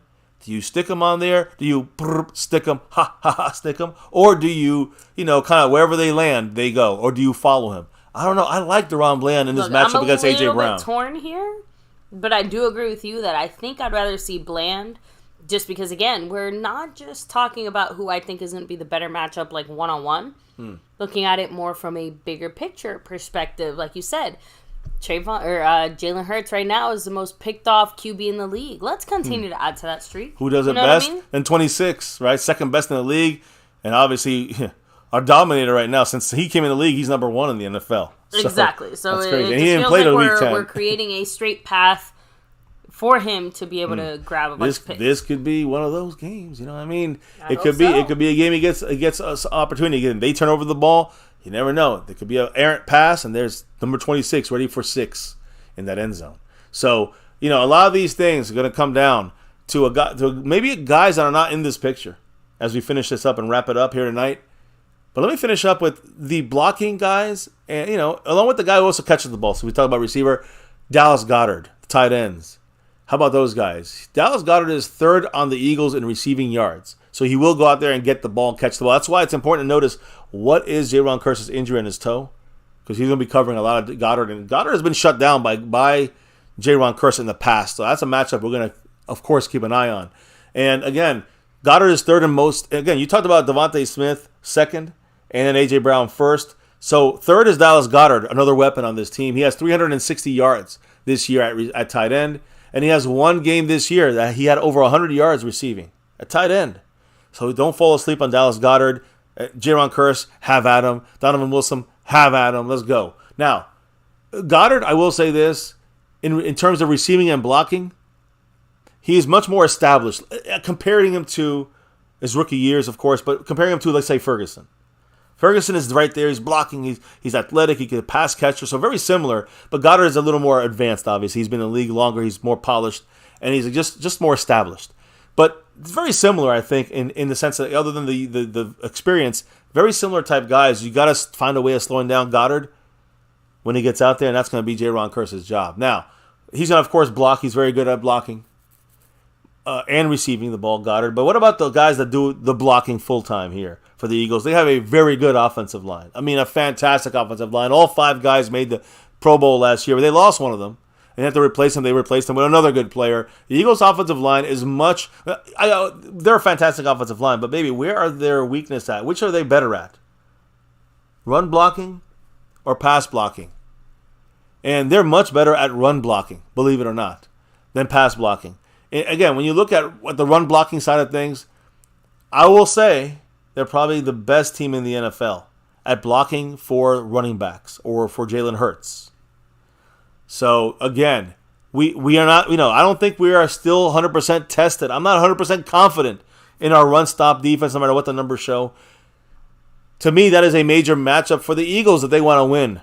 They win the run. They win those. That's why I said the trenches are major, because if they win that, the game over for us, guys. We gotta make sure we slow down the run game, and they can block in the run game. We gotta make sure we find ways to get. We need Hankins, we need Osa, we need Mozzie motherfucking Smith to show up in this game in the biggest ways. And then the linebackers gotta fill it in. Marquise Bell's gonna do his thing, stopping that run, slowing it. But we got Marquise Bell, we got Damone Clark. They gotta continue doing what they've been doing the last couple of weeks. So when it comes to that run blocking, we gotta be ready for that. When it comes to the pass blocking, and they will pass a lot with Jalen Hurts back there. When you see Jalen Hurts' play style, along with the pass blocking, which has been lesser than last season, they've allowed 19 sacks. And they have allowed 87 pressures. 87 pressures, guys. It rattles Jalen Hurts this year. It's why he's been hurting. Now, when it comes to the Eagles, their offensive line, they allow a significantly higher amount of pressure than, let's say, the Cowboys. We see the Cowboys, our offensive line has allowed some pressure here this year, right? We wouldn't say we're the best as far as pass blocking for us, right? I mean, we would say yeah. we definitely have suffered a lot this year at pass, but they are worse. It was the Eagles, believe it or not. Growing pains situation, right? Yeah. Like, we did spend a good chunk of weeks there still kind of figuring ourselves out, and that was even before the Diggs and LVE injuries. Yeah, that's on defense. But I'm just saying that for our offense, though, we were allowing a lot of pressure most of the season. The Eagles allow more pressure from their offensive line. So, again, to me, that's where this whole game lies in. This is where the whole game is won and lost. I always say it every week. I'm going to reiterate it again this week. The trenches. And when you look at our defense versus their offense, we'll talk about the offense tomorrow, our offensive line versus their defense in whole. Yeah, but it has been nice, again, just responding to a comment in the chat, we did finally get a Mozzie sighting, right, on the field. Yeah, one good play out there, but I'm just saying, we need Mozzie we need Mozzie big time this week to help. He don't have to be the superstar. We need Hankins to stop the run. We need Marquise Bell to stop the run. We need contributors. So we need these guys to step up even more than they have. So that's it. This is a game we need these guys because they run all over us. They got run blocking. They got guys that can run. We just talked about it. Passing, they got weapons. The tight end, receivers all around. They got weapons. Let's be honest about this shit. We can stop fucking dilly-dallying. They got a 7-1 team, one of the best teams in the league right now, without question, no diggity, no doubt. But we're one of the best defenses in the league, if not any question, no diggity, no doubt. And we got guys that you pressure, you stop this run or slow them down. That's a key for us. We got to do that or we can be fucked. But if you get pressure on Jalen Hurts, you will give him a problem. He will turn over the ball, and that could work in our favor. And obviously, that will work in our favor in a huge way. The trenches is what really makes the difference, though. We can slow down the run in the trenches. We can get pressure on Hurts and get some sacks on Hurts. It's going to hurt the Eagles. It's going to hurt their offense, and it's going to lead to turnovers. That's going to lead to a win for the Cowboy team. Fuck what the offense does right now. This is about our defense and their offense, and that's the key here. We're looking at this right now, guys, without question. Whichever team's offensive line holds up best, we'll talk about the Cowboys' O-line tomorrow. That's the team that's going to win this fucking game. Case closed. No other position battle this week is more important than that one. There's no, I don't care. Hurts versus the secondary. Swift versus the linebackers. Offensive line is what matters this week and pretty much across the board. On this situation, when we flip it tomorrow, you'll see the same shit. We can't get the ball to CeeDee Lamb. Can't run to Pollard. Can't get the ball to Ferguson. Dak can't do his thing. If there's pressure and he's getting sacked, the offensive line breaks down and they're not blocking for Pollard. That's going to be them controlling the game. That's going to be a win for them. That's how it goes, right? And Montana 808 saying, well, y'all listen. Y'all way, we'll get Dallas blown out. Which way? I don't know which way we're talking about. Let me see. I mean, I'm assuming he meant whatever you just said, but okay. Well, I mean, I'll let Montana clarify that comment then. Yeah, please. I mean, you just blew this came out of left field. I don't know what we're talking about. So, Felipe Brilhante. Hopefully I said that right. Thank you. Appreciate the love all the way from Brazil. Yeah, much Shout love. out to you.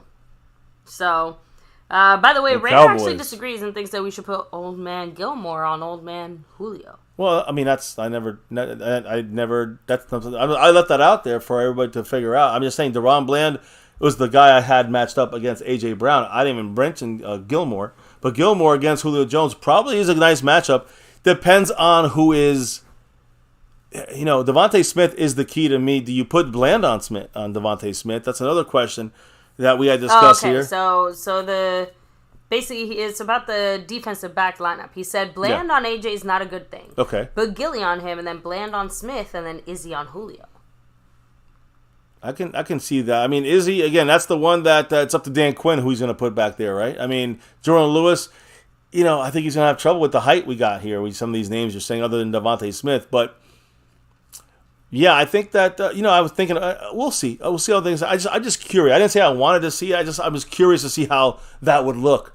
DaRon Bland versus A.J. Brown, but, I don't know if that's the right matchup, like Mr. Montana is saying right there, Choctaw Montana. I just think that comparing him to, let's say, I think Gilmore, the more seasoned guy could be another good option.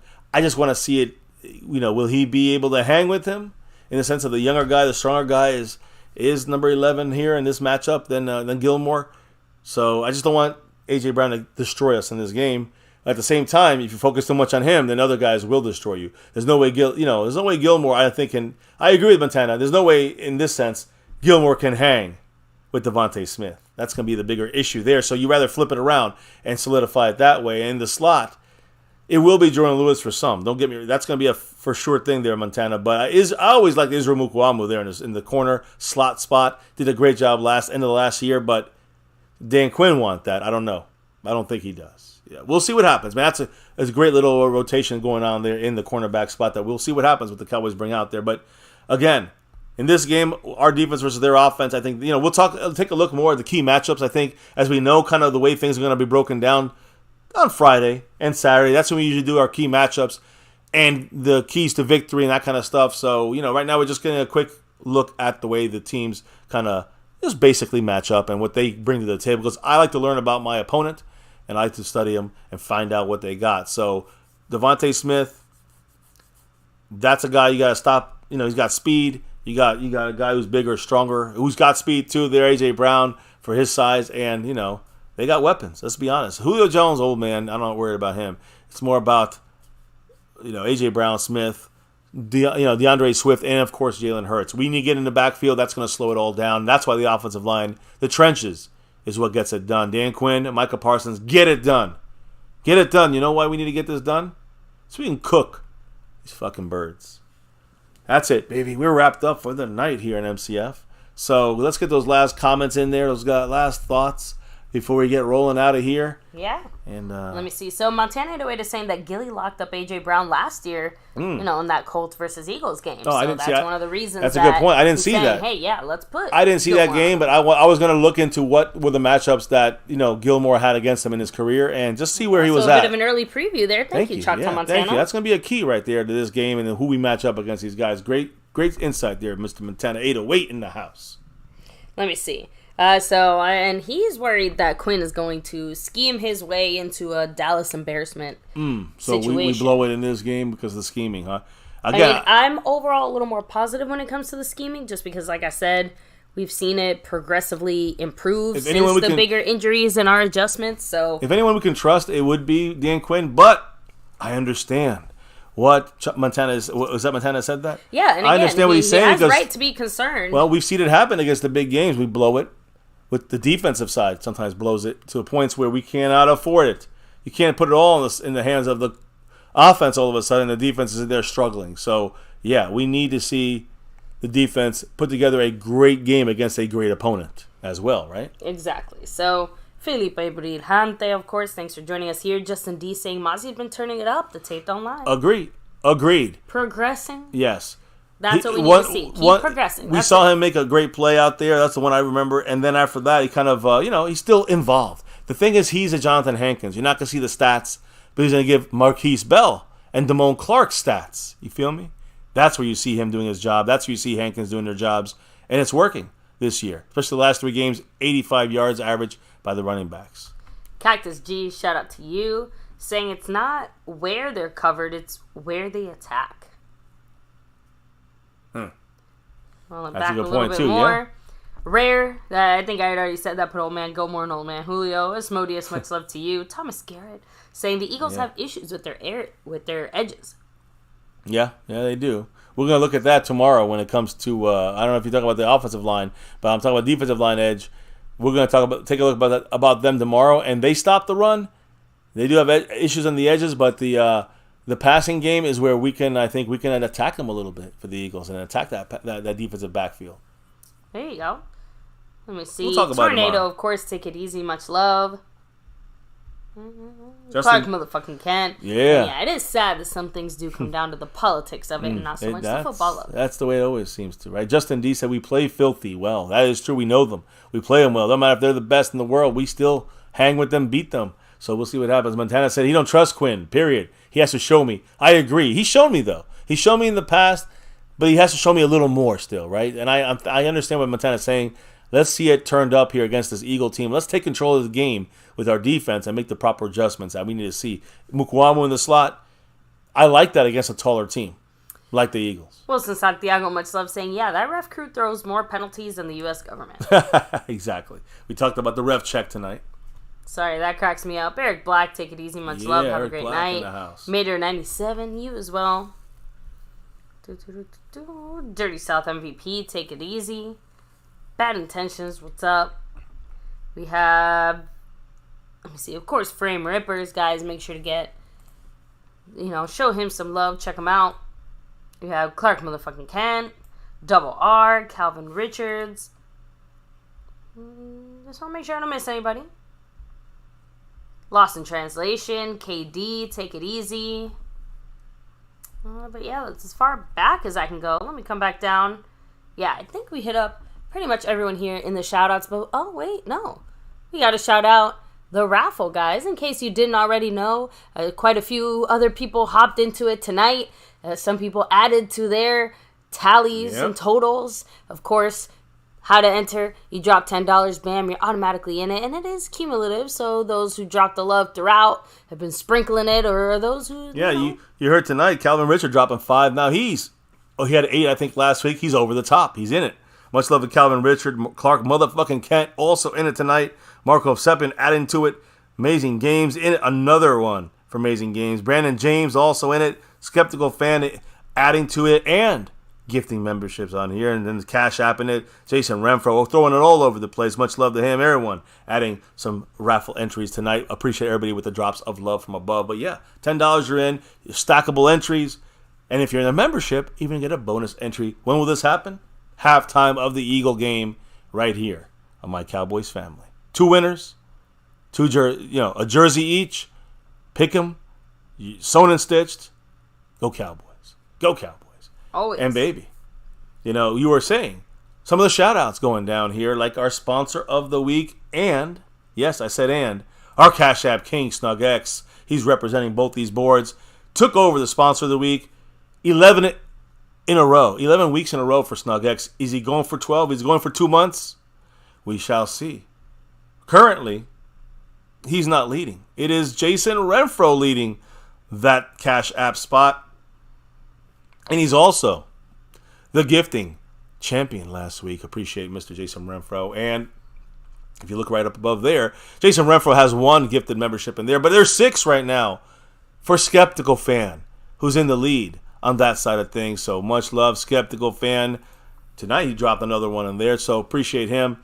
And can't do this thing without you guys in all those ways. Marco Sepian in the house, making a little stop earlier. 18 points on that stream, boss. Still hanging on. I think he's 3rd place on the overall board currently as we speak, trying to add those raffle entries for that big raffle, for that big game at halftime of this Cowboy-Eagle game on Sunday. So anyways, baby, on that note, I think he did the shout-outs. On that note, we got all of the information out, 2 hours and a nice little gift-wrapped box for the family. And guys, now it is time to drop out for the night. So baby, before we can do that, let them know why we do this thing here on MCF on YouTube every single damn day and night. I believe it's because of that navy blue, that silver too, that star over everything. Win, lose, or draw, good, bad, or ugly, never forget. Here on MCF, we always rep that star over everything. And here on My Cowboys Family, 6 years and beyond, 7 seasons of doing these things. Never forget the number one thing here, now, and forever. As always, Go Cowboys. Let's get that 6 and be motherfucking on. Thank you guys for being on all night, dropping the knowledge. A lot of knowledge dropped tonight in the chat all night long. And, of course, dropping that love from above. Humbled by the best fans of all YouTube. Thank you guys for those drops of love. The Lunatics Raffle filling up. People joining in.